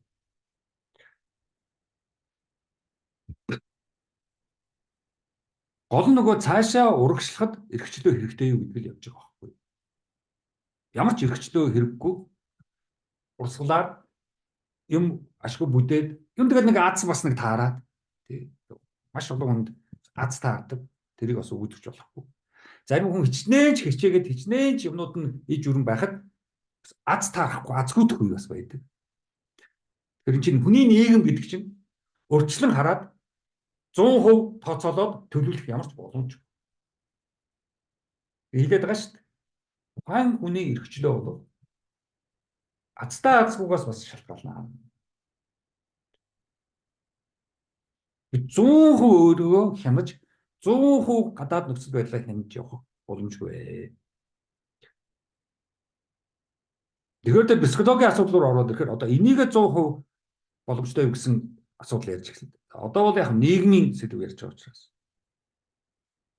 Гол нь юу ярьчаад гэвэл яагаад хүмүүс ингээд эрхчлөөнөөс айгаад зүхтаагаад чи шийдчих. Эсвэл үгүй гэдэг. Эсвэл заа тэг. Чиний эснээр явчих гээд ингэж байгаа юм гэвэл яагаад бол нэг эрхчлөө гэдэг чинь өөрчлөлт шинжилэлт авчирдаг баг. Өөрчлөлт шинжилэлт нь маш их асуудал үүсгдэг байхгүй юу? Маш их асуудал авчирна. Тэгэхээр тэр өөрчлөлт шинжилэлээс болж ирж байгаа тэр асуудлаас хүмүүс ихэнх нь цухтаадаг баг. Өөрчлөлт дуртай, шинжлэх дуртай. Тэгэхээр өөрчлөлт шинжилчихээр тэрийн шин дагаад бөөн асуудал ороод ирдэг баг. Тэгэхээр за болио гэдэг агууруугаа буцаад орчиж байгаа ч бас аргагүй баг. Сод дахиж та нэр юм хийхгүй. Болио зүгээр.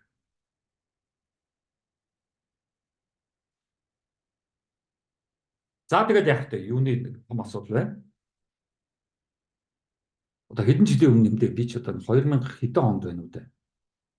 Эрхчлөө эрхэм үг гэдэг ном бичээд хэвлүүлж ирсэн. 2000 лавл одоо 7-8 жилийн өмнө. Тийм. Тэгээ тэр үед яг ер нь бол энэ одоо эрхчлөө гэж яриад байгаа эрхчлөө гэж нэг л их л одоо ам гараад байгаа нөхдөд бол ямар их эрхэм үгийг амнаасаа зүгээр ингээд гаргаад агаар руу цацчихж байгаа одоо мэдэх хэрэгтэй дээ л гэж бичижсэн. Эрхчлөө гэдэг бол эрхэм үг шүү. Хэн болгон хэрэгэлдэг үг биш шүү гэж ийм ном биччихлаа. Гол нь бол ерөөдөө юу юунаас бид нар чөлөөлөгдөөд тэгээд өөрийнхөө болж байгаа нэг хүслээ биелүүлэх гэдэг явах бай.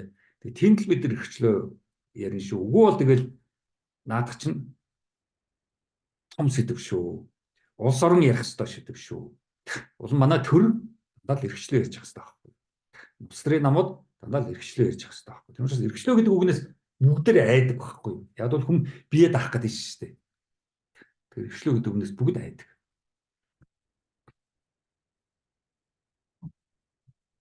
Номын дэлгүүрүүдэд хүртэл энэ номыг авч өгөхөд буруу тавир дээр авч тавьсан байна шүү. Хууль муулийн тавир дээр авч тавьчихсан. За тэгэл Монголынхаа асуудал руу энэ улаан номороо ерөөдөө орсон. За энэ эрхчлөө эрхэм үг гэдэг улаан номд бол яг ерөөдөө бол бие хүний эрхчлөө, хувийн эрхчлөө, оюуны эрхчлөө, за сэтгэл зүйн эрхчлөө гэсэн ийм сэдвүүдийг бол энэ улаан номод нэлээд бичсэн. Мэдээж одоо ямар лекцч ямар зүгээр номоо танилцуулаад ном ярих биш үү? 200 хуудас ном чинь. Ном гэдэг бол ер нь зүгээр нэг ярьцдаг юм биш байхгүй. Ном гэдэг бол уншихад л зориулсан баг. Хүмүүс яриулах гэдэг баг. Боломжгүй шүү. Уншихад зориулсан номыг ярих гэдэг ингэдэг чинь юу гэсэн үг? Та яриад өгчих гэдэг баг. За тэр ер нь Монголын нэлээд асуудлуудыг гаргаж ирсэн. Тэр эрхчлөө эрхэм үг гэдэг ном дээр бол би бол одоо хүмүүс бол намайг одоо юу хийдэг юм бол яадаг юм бол гэл тэгээд хийдэг. Би ч үргэлж Монголын тухай бодож, үргэлж онлайн тухай харьцуулж, үргэлж философитой тийм үү Монголыг ингэж боловсруулж, толгойдоо эргэлдүүлж явдаг хүн шүү дээ. Тийм учраас би чинь зогсоо зайгүй тэгжээд явж байгаа учраас намайг хүн гүйцэх ямар ч боломжгүй. Яг чи зогсоо зайгүй ажиллаж шүү дээ. Зогсоо зайгүй ном бичиж байна. Зогсоо зайгүй ном уншиж байна. Зогсоо зайгүй ажиллаж байна. Зогсоо зайгүй лекц уншиж байна. Тэр чинь намайг гүйцэх гэвэл миний бүх хийсэн юмыг богино хугацаанд дотор амжилт хийх хэрэгтэй байхгүй. Гэтэл их боломжгүй.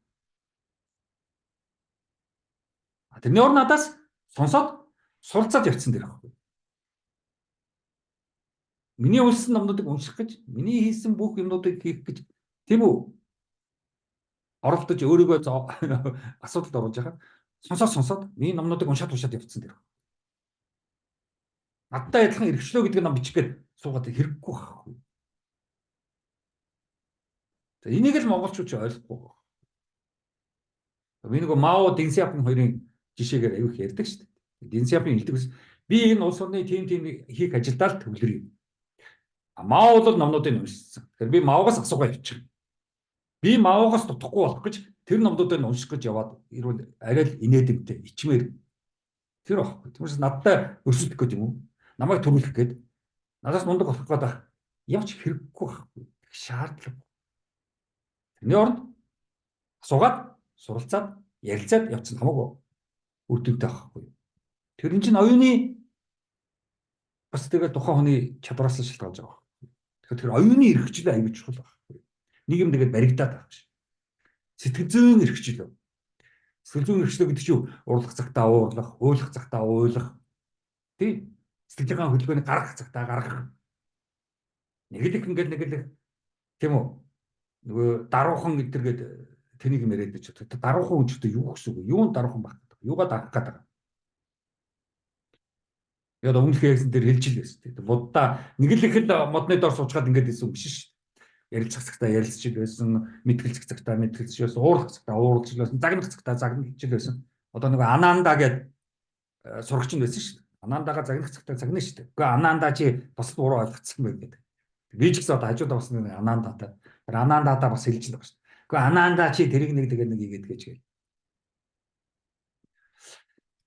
За гадагшаага эрхчлөөд гадагшаага чөлөөлт Монголын асуудал дээр ер нь би гэдэг тэр ойлголт үүсэх тэр эрхчлөө аягүй чухал. Энэ бол би үүсэх бол маш их удаан. Бид нар ингээд ихээс төрөхдөө би гэсэн ойлголт шууд төрчихөж байгаа юм биш үү? Би гэдэг чинь амьдралын турш үүсэх ёстой. Аль болох эрт би үүсчихвэл аягүй хэрэгтэй байна. Би нь үүсч өгөхгүй болохоор нөгөө насан туршихгүй байгаа. Тэр монголчуудын нэг асуудал чинь нөгөө би нь үүсэхгүй болохоор төв дээрээ насан туршихгүй байгаа.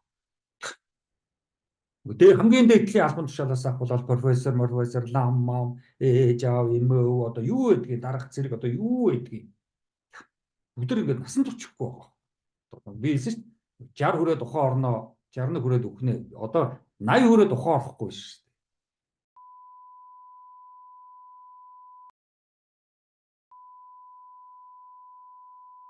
Одоо юу гэдгийг ваахан өгчүүд байна шүү дээ.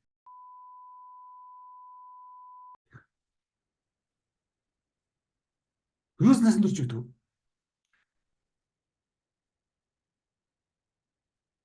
Сурч мэдэх гэсэн тэр эрхчлөөгөө хэлэхгүй шүү дээ. Энэ хүмүүс ерөөсө сурч мэдхийн төлөө явахгүй шүү дээ. Зүгээр нэг насаараа нэг албан тушаал дээр очиод тэгэл цалин аваад мэдэм хийрээл албан тушаалаараа хүн айлгаад ингээл явчихсан. Тэгээд тэрийгээ мундаг гэж. Насаараа сайд хийсэн. Насаараа ерөнхий сайд одоо юу гэдэг? Яамны сайд одоо юу гэдэг? Компани захирал одоо юу гэдэг? Компани гэж те төрийн л байгууллага шүү дээ. Компани гэж нэрлээд байгаа юм шүү. Яг бол төрөөс санхүүжиж, төрөөс хамаг юм идэж ууж байгаа юм чинь. Төртөө хувилдаж. За тэгээд өөрийгөө хөгжүүлэх ямар ч эрхчлөө байх. Өөрийгөө ерөөсөө хөгжүүлдэг Монгол. Нэг сургууль төгсдөө дипломтой болоо одоо тэгээд болов. Гадаад явлаа. Өөрөө ерөөсөө муудаад ирж байгаа шүү. Одоо хосон гадаад яваад гайгүй байх болсон байх. Бүр муудчихсан. Бүр хоцрогдчихсан ирж байгаа ш. Тэр тэгж л болохгүй. Өөрөөгөө л байн л хөгжүүлэх хэрэгтэй. Хүсэх хүсэлтэй болох хэрэгтэй. Юм ингээл. За чи яг юу хүсэж байгаа чи ингээд гэдэг ингээд. Тэр насан турш энэ хүн ёсны юмнууд чинь бүгд алдчихад байна ш. Одоо ингээд надаас хүмүүс ингээд уулзаал яриад одоо би сая шүүхийн юуны газар дээр ч очиж лекц унссан шүү дээ. Ёс зүйн хороо гэж байдаг лээ дээ шүү. Дээд шүүхийн дэргэд янз бүрийн шүүгч буруу шийдвэрийг гаргасан бол шалгадаг гомдлын дагуу. Тэгэл одоо энэ тэр Мойсын ректор за тэгэл янз бүрийн газруудаас ингээд жоо одоо ингээд дээгүүр албаных надтай уулздаг болчиход байна. Уучин чинь дунд төвшний сэхэднэлэг бас нэг юм сурч мэдээ гэдэг хүмүүсийг уулздаг гэсэн. Одоо нөгөө төрийн жоохон дээшгээ том байгууллагууд уулзах гэдэг болчиход байгаа. Тэгэл одоо яах вэ гэж асуудалд орсон л ирж байгаа байхгүй. Одоо яах вэ? Тэгэл би хэлж байгаа. Гэхдээ бидэд мөнгө байна. Тийм үү? Уул урхаагаар нэг хэдэн цүрэг олж ирлээ сүүлийн хэдэн жил. За энэгээр баячууд үүслээ. Зайсан гар дүүрэн баячууд байна. За энэ одоо тэгэл том бижигтэй дахирсан нөхдүүд байна. Одоо тийм мөнгө төгрөг дансан даа мөнгөтэй нөхдүүд зөндөө байна.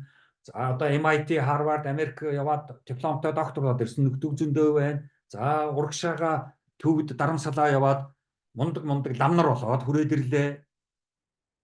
Тэгээд яаж ийн вэ? Болохгүй шүү дээ юм.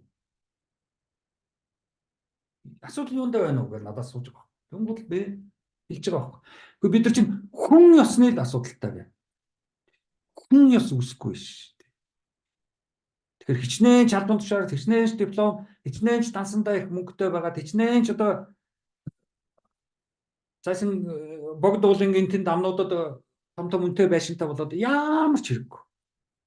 Хүн ёсны асуудалд орсон учраас. Тэр хүн өөрөө хүн асны асуудалд орсон байна. Монгол улс 3 сая гаруй одоо иргэдийн тоотой хүмүүсийн чинь нэг талаас залуу нь 15 настай гэдэг чинь 50% нь 16-аас доош насны шийдэг. Тэгэхээр тэрнээс дэш нэг сая 500-гийн одоо хэдэн ч байдгийг. Ерөөдөө хүн ёсны асуудалд орсон. За эндээс одоо яаж гарах вэ гэдэг чинь бидний төрийн том асуудал болчиход байгаа.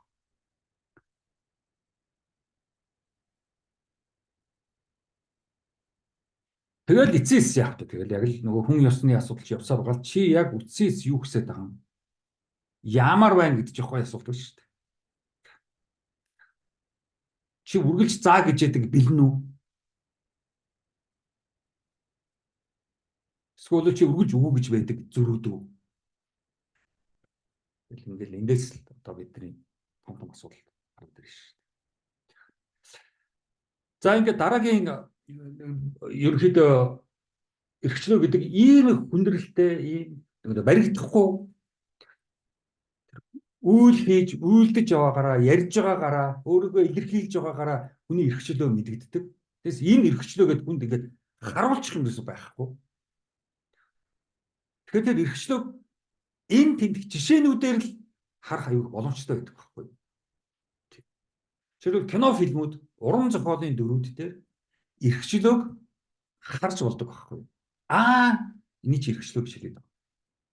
Одоо бид нар мэдэн шүү дээ. Нэг хин хоёр Морган Фримен нөгөөх нь хин блэ нэг ингээд нэг шоронд ороод тэгээд банкны хэрэгээр буруутагдаад шоронд орсон байдаг шүү дээ. Тэгээд шоронгоос нэг залуу нь банкны хэрэгээр буруутгагдаж орсон. Тэр нь шоронгоос орогдог шүү дээ. Муу усны хоолоогоор явсаар байгаа л тэгээд гарч ирдэг шүү дээ. Хүмүүс тэрийг их жишээ нь аюу их ярьдаг. Гэтэл нэг юм бид нар ярихгүй ерөөс өнгөрдөг байхгүй. Яг үл тэр шоронгоос өөр хүмүүс гардаг шүү дээ. Тэгээд тэр нөгөө шоронгоос гарахаар хүмүүсийг нөгөө сошиал нийгэмшүүлэх тийм програмаар ордог юм байна л да. Шууд ингэж гаргаад за гэртээ харигддаг юм байна л да. Нийгэмшүүлжиж гэрлүүн явуулна гэдэг юм байна л да. За тэгээд нөгөө нийгэмшүүлэх гээд нэг байранд тэр шоронгоос гарсан нөхдүүдийг нэг байранд зочдууд ч юм уу юу тэр байрны нэг өрөөнд оруулж ирдэг. Тэгээд тэр өрөөнд байж явах хугацаанд нийгэмшдэг. Тэгээд тэр өрөөнд орж ирсэн ихэнх хүмүүс өөрийгөө дүүжилсэн байдаг шүү дээ.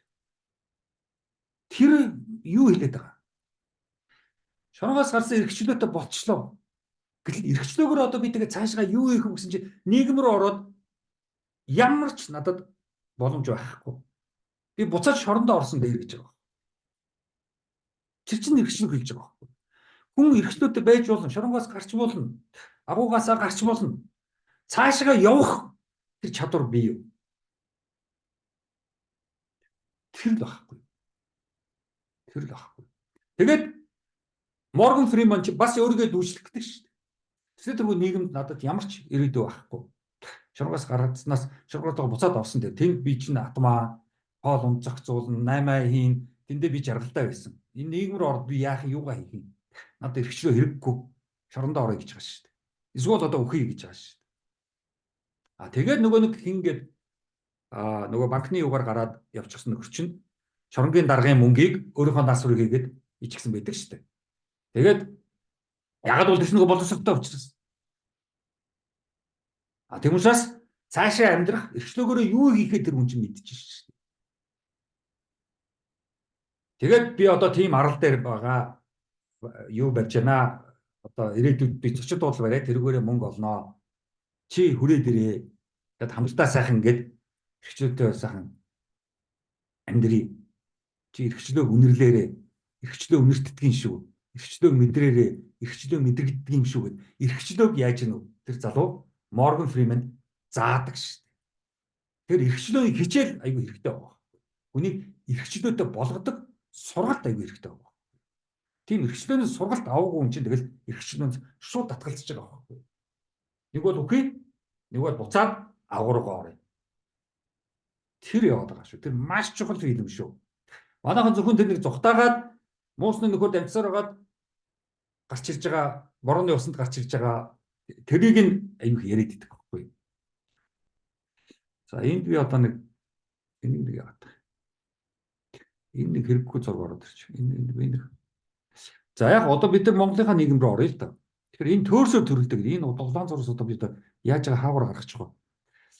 Тэгээд энэ төөрсөөр төрөлдөг кино фильм байдаг шүү дээ бидний. Тэгээ энэ дээр одоо яг монголчууд бидний яг эрхчлөө яг энд яг гарч ирдэг байхгүй. Айгуу сайн фильм. Өөрөөр хэлбэл энэ хүн чинь ямар ч байсан ноёноосоо зүхтаагаад тийм үү? Чадчлаа. Энэс ч одоо хамааралгүй болчихлоо. Одоо тэгээд цаашгаа би яах юм гэсэн чи асуудал болчихдог. Цаашгаа яахаа мэдэхгүй.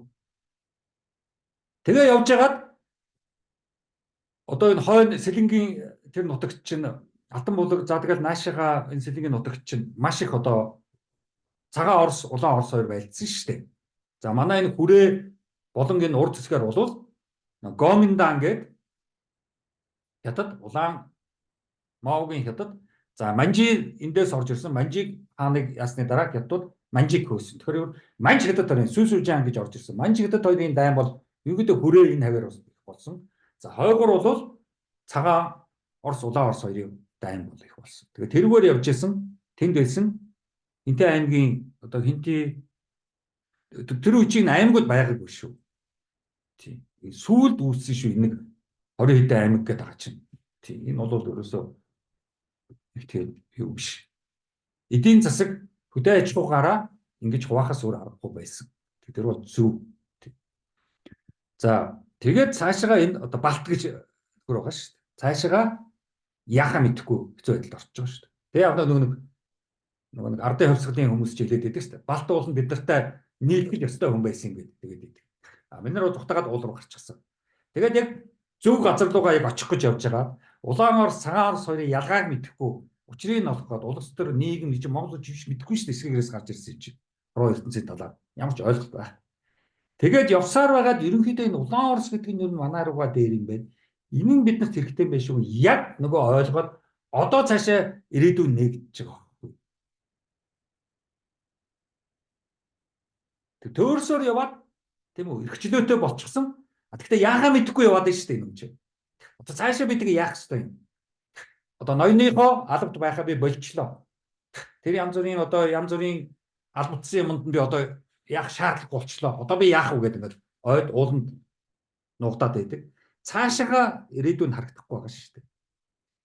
Тэгэхээр яг тэр Морган Фриментэй яг адилхан байхгүй. Балт Морган Фримен хоёр адилхан байгаа байхгүй. Цаашаага яах вэ гэдэг нь байхгүй. Ирээдүйн байхгүй. Тэгэхээр баргалж Морган Фримен буцаа шорондоо орсон дээр Балт буцаад ноёнлогоо очсон дээр болчихж байгаа байхгүй. Энийг их гоё тэр төрсөн төрөлдөө тэр гардаг. Тэг энэ кино фильмийг үзэх болгонд би яг философийн тэр янз бүрийн юмнууд ороод ирдэг байхгүй. Тэр явж. За энэ нөгөө хань гэдэг социализмын фильм Совда гэж жүжигчин тоглож байсан. За энэ чинь Төмөр Баатар лөө хэн блээд байдаг. Бас нэг жүжигчин байсан. Циркэд болон циркийн хүн байсан. Баг бахад циркэд үзүүлэн хийдэг байсан. Гэхдээ та нар одоо циркийн тухай ойлголт мэдэхгүй юм авч одоо цирк байхгүй шүү дээ. Устдсан шүү дээ. Тэгээд энэ дээр бол ерөнхийдөө нэг энэ фильмийг би бас юм дээр Facebook дээр тавьсан байгаа, та нар уншаарай. Ер нь бол яг энэ нэг залуу гэрүүл байдаг. Социализмын орчин үеийн эрэгтэй архитектор сурчсан эмэгтэй цэцэрлэгийн багш.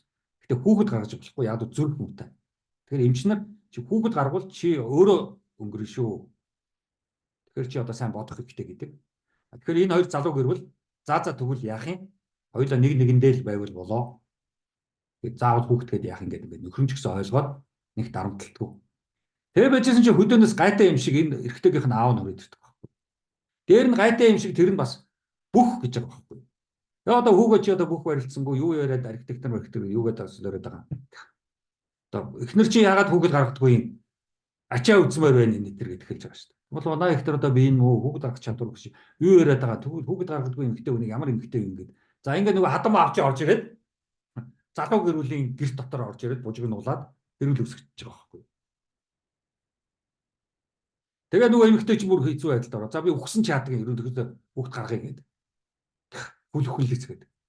Чи бүр маш сайн фильм байхгүй юу? Та нар үзвэл одоо тэгтээ устгаа хийсэн баха. Энэ кино үйлдвэрийн чинь социализмын үеийн сайн фильмүүдийн пленкнуудыг шалтгаалцсан гэдэг хэлсэн шүү дээ. Энэ арчлаг шинээр нэг бүтэхгүй нөхдөж шүү нэрээ. За нэг ийм болдог. Тий. Ер нь хоёр ийм кино фильмээс ер нь эрхчлөө гэдэг яг юу юм бэ гэдгийг бид нар харах хэрэгтэй. Тэгээд Монголгүй ямар их эрхчлөөгүй юм бэ гэдгийг харах хэрэгтэй. Яг бол хадмууд, ээж аавууд, ар гэрийнх нь хурж ирээд залуу гэрвэл зүгээр ингээд тусдаа ажиллаж амьдрах ямар ч боломжгүй юм байна гэдгийг хардаг. Гайхамшигтай. Сайн фильм. Өнөөдөр бол ерөөсөө тэгэл бүгдээрээ мухарсахтай бүр амар болсон шүү дээ. Юу энэ хоёр. Тийм. Одоо бүгд гардггүй энэ эрхтэн суухчгүй. А гэрийнх нь суулгахчгүй. Шууд салгана. Тийм. Бүр баларна. Өнөөдөр хүүхэд гардггүй эмэгтэй бол бүр баларна. Тийм. За энэ нэг гоё фильм байдаг. За Тенан гэдэг юуны ихэн тоглосон. Тэгээ энэ бол айгүй сайн фильм. Амар сайн фильм. Яг бол энэ хүнийг энэ залуу чи нэг байранд ордог ш нэг өрөө түрээслээд нэг байр түрээслээд ордог. За тэгэл тэр байрныхан чи өрөөсөө энэ залуугийн чинь террорчж байгаа шүү дээ. Энэ байранд энэ залууг чи зүг хянаадлал, тагнуулдаадлал, дуу чимээч гаргаж болохгүй өрөөс бүр ингээл яаж ч болохгүй бүр амар хэцүү байдалд ороо. Тэгээ сүүлрүүгээ энэ залуу бүр балараад тэгээд амиа оруулдаг. Амар сайн кино. Үнэхээр сайн кино. Манай нийгэмч ч гэсэн тэр үргэлжил болдог юм. Бид нар тэгж харддаг. Манай кино фильм хийдэг урлагийнхан ингэж гоё кино фильмийг хийж чаддаггүй. Кино фильм ихээр дандаа баатруудын түүхийн фильмүүд хийж байгаа шүү. Эсвэл нэг мундаг залуу эсвэл нэг сөрхий хөөгч хийдэг. Хүн эрхчлөөгөө эдэлж чадахгүй ямар хэцүү байдгүй гэдгийг борхон зүгээр өөрийнхөө энгийнээр ажиллаад амьдраад явах ямар ч боломжгүй байх шүү дээ гэдгийг гоё кино фильм болгоод гаргаж чадахгүй байна. Энийг үзээрэй. Тенант гэдэг аюу сайн фильм. Тэгээд сүүлрүүгээ тэгээд амиа орлдог. Дээрээс хорлдог ч үлээ хорлох гэдэг ч үлээ өсөрдөг шээ. Цогоор өсөрчдөг шээ. Тэгээ ерөнхийдөө тэр байран дотор байж байхдаа надаас өмнө бас хүмүүс их хэцүү байдалд орж исэн байх гэдэг бас мэдчихдэг байхгүй юу. Тэгээд нэг эмэгтэй хүн бас энэ залуугийн чинь өмнө нэг эмэгтэй хүн амьдарч исэн юм шиг үү. Тэгээ бас хэцүүдээд цонхоор бас өсөрсөн байгаа байхгүй юу. Тэгэхээр энэ байранд орсон хүн бол хавчигдаад ямар ч өчтөө байхгүй тэгээ сүүлрүүгээ өгсөн дэргээ цонхоор өсөрдөг тийм л. Хайр юм шиг байлээ тийм. За энэ нэстэ маш сайн фильм шүү. Та нар энийг үзээрэй. Амар сайн фильм. 25 дахь цаг гэдэг. Өдөр чи хоног чи 24 цагтай шүү дээ. Ягаад 25 дахь цаг вэ? Тэгээ энэ дунд нь байгаа нөгөө хин чин юунд орчдөг байхгүй.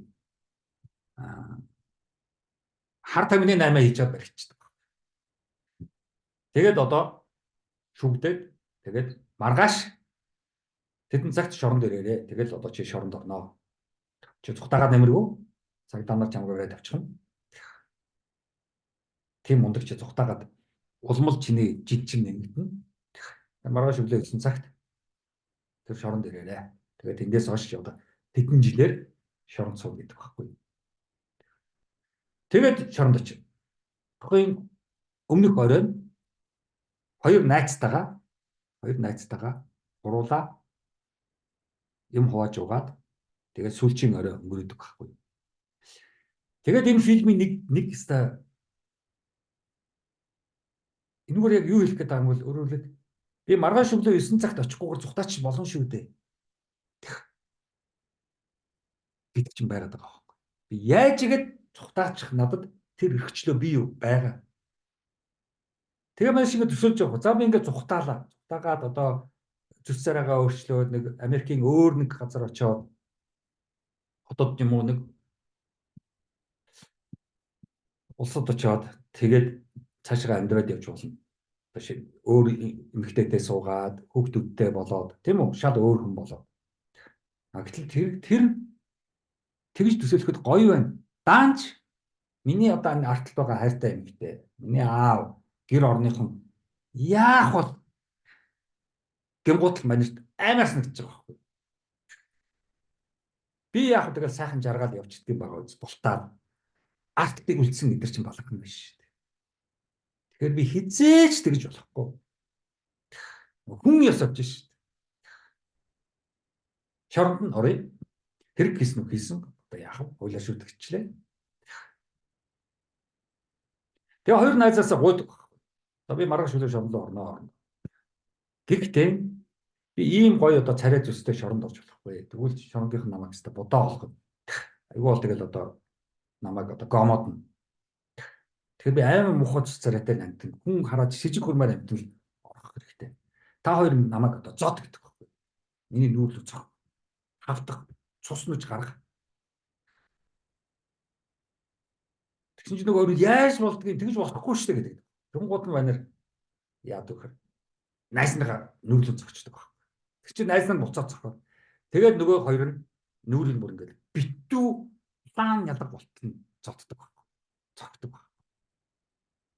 Тэгээ манер чинь баярлалаа. Одоо маргааш өглөө шоронд очиход ам ийм ухаад ус царайтай намайг шоронгийнхан таахгүй. Маш сайн юм. Энэ нөгөө хинч нөгөө угийн нөгөө фильм сайш нөгөө Fight Club дээр бас тоглодог шүү дээ.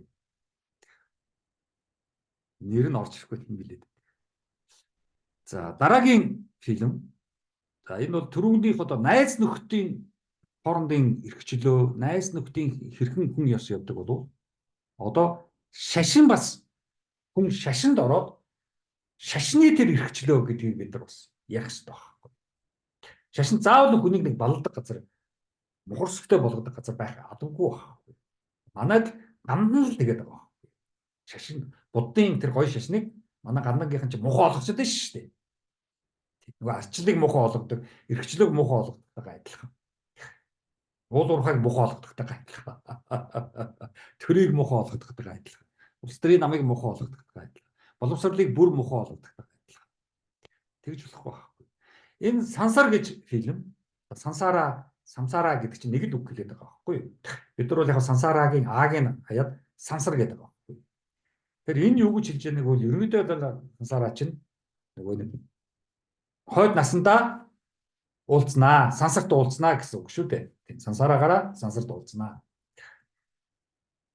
Тэгээ яг нөгөө энэ залуу гэж чинь нөгөө даш гэдэг нэртэй шүү дээ. Дашийн багш нь өмгөрчдөг тэгээ багш нь гэдэг шүү дээ. Чи ингээд дур мэдээд дур тачаалаа хөөгөөд тэр хүүхдтэй болоод ингээд яваад өгсөн. Тийм. Тэгээд чи тэгж их дур тачаалаа биелүүлэх гэж явахын оронд хүн олон нэг л одоо дур тачаалыг биелүүлэх хэрэгтэй шүү дээ. Тэр одоо ямар вэ? Тэр нь дур тачаалаа биелүүлэх гэж явахад ямар байсан тэр тухайга чи сансарт очоод надад яриарай гэсэн юм загтлаа явуулсан байдаг. Тэгээд даш болохоор одоо өөрийнхөө эрэгтэй тосгонд очоод тосгоны нэг хөрхөө хөөхд дурлаад тэрнтэй секс юмэр болоод тэрнтэй амьдрмаар болоод тэгээд сүм хід шашнаа хаяад ус сургуулад энгийн хүн болгоод өчтөг шүү дээ. Тэгээд энэ нэмэгтэйтэй амьдраад бүх юм таалагддаггүй бүтлгүйтдэг. Тэгээд буцаад шашин руугаа явахгүй болохгүй юм байна. Энгийн хүний нийгмийн юм амьдрал бол надад таалагдахгүй болохгүй юм байна гэдэг. Тэгээ аваа хөвгтөө хаяад орхиод баяртай гээд тэгээд шашин руугаа явдаг. Тэгэхээр яг төвдийн нэг онцлог юм байна. Урт устай эрэгтэйчүүд бол усан ургацсан эрэгтэйчүүд бол энгийн хүмүүс юм байлээ. Халзан толгойдоо болоод ирэхээр шашны хүн болдог, лам болдог. Тэргүүрээ ялгардаг. За тэгээд хувцаараа бас ялгардаг. Энэ маш чухал. Тэгэхээр өөрөлдөө тэр шашин гэдэг бол энэ хүнд эрхчлөө байсан байхгүй юу? Тэнд очиж эрхчлөө байдалж байгаа. Нийгмийн амьдрал эрхчлөөгүй байна. Тэр их харуулсан. Энэ сансараа үзээрэй, аюу сайн фильм, хүнд маш их юм хэлдэг. Эндээс маш их юм ойлгож авдаг. За ингээд ерөнхийдөө те одоо ойр орчны хөрш илүүдтэй хүмүүс ямар байдаг вэ? Тэрний эрхчлөө, найз нөхдийн эрхчлөө, дараа нь шашны эрхчлөө. Тэгээ хамгийн сүүлд одоо бидний ярих хамгийн том эрхчлөө бол үхэх эрхчлөө, үхлийн эрхчлөө байна. Философи маш том зүйл. Философт бол дандаа үхлийн тухай номчдаг. Үхэл гэж яг зээц юу лээ, яадаг вүлээ. Ер нь бидэрт ямар ч хамаагүй юм биш үү гэж дандаа ярьдаг. Зээц үхсний дараа би юу ч мэдэхгүй юм чи тэгвэл тэр юу ч мэдэхгүй юмны тухай ярих ямар хэрэг байна. Тэгээ энэ нөгөө Departures гэдэг энэ Японы нэг сайн фильм байгаа. Та нар зарим нь үзсэн байх. Би өмнө ч гэсэн ярьдаг. Ер нь бол энэ ярьж байгаа кино фильмүүд би улаан ном дотор бүгдэд оруулсан байгаа. Би улаан ном дотроо Өчлөө эрхэм үг улаан ном дотор маш олон кино фильмүүдийн тухай ярьсан. Өнөөдөр баг кино фильмийн философи шиг нэг юм болчлоо. Тэгээд энэ Departures гэдэг энэ Японы энэ фильм дээр одоо юуг харуулдаг вэ? Хүний тэр үхэх эрхчлөө. Бүхтэй хүн эрхчлөөтэй байх хэрэгтэй. Дарагдсан, хэцүү, гашуудалтай, эмгэнэлтэй, тэгэл хүмүүс салахын төвс болсон, бушуухан шиг газар доор хийхийн төвс болсон, бушуухан шиг тэгэл оршуулаад хаяал яваал тэгэл маргааш мартахын төвс болсон. Тийм нэг юм байж ерөөсөө болохгүй. Хүний энэ хорвоогоос явуулахад нь маш их гоё явуулах хэрэгтэй. Маш их гоо зүйтэй, гоо сайхан, эстетиктэй. Тийм үү? Сэтгэл сэрхэм. Тэр хүн сайн сайхныг хүссэн. Тийм их гоё үйл явдал байх ёстой шүү. Гашуудлал гэдэг, эмгэнэл гэдэг, оршуулга гэдэг.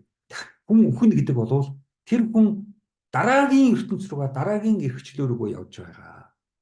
Тийм. Бид эндээ эрхчлөөгүй үлдэнэ. Хүн гэдэг бол том эрхчлөө гэдгийг харуулдаг байна. Тэгээд энэ зохиолын гол дүр энэ залуу ажилгүй болцсон. Тэгээд тосныхоо оршуулгын газар ажилд ороод тэгээд нас барсан хүний цогцыг гоё цэвэрлж янзлаад нүүр амын гоё болгоод сүүлчийн удаа гэрийнхэнд нь яг хуучнаар нь харуулдаг. Ийм гоё одоо ажил хийдэг залуу байхгүй юу? Гайхамшигтай. Үнэхээр энэ фильмийг үзээд хүн болов бэлэг гэдэг чинь байдаг л нэг үйл явдал байна шүү дээ. Тэрэнд одоо хамсах ямар хэрэг вэ? Тэрнээс айх ямар хэрэг вэ? Тэ хүнийг тэгж хамгийн сүүлчийн удаа гоёор нь харуулна гэдэг чинь ямар гоё юм бэ? Тий. Тэгээс одоо хүн гэдэг бол яана, уйлал, тарчлал, гомдол, хүн амьтанд гайхуулаад тийм үү? Тэр маань өнгөрчлөө, бурхны орондоо явлаа, тэнгэр дэвшлээ гэх ямар хэрэг вэ? Тэр хүнийг, тэр өнгөрсөн хүний тийм үү? Нэр хүндийг гутааж байгаа байхгүй. Хүн үхэн гэдэг чинь тэр хүний нэр хүндийг тэгж унгааж болохгүй шүү. Хүсэн ч гэсэн тэр хүн нэр хүндтэй байх хэрэгтэй шүү дээ. Нас барсан ч нэр хүндтэй байх хэрэгтэй шүү дээ. Тэгэхэд яаж ийнө? Та нар Facebook дээр мэдэн шүү дээ.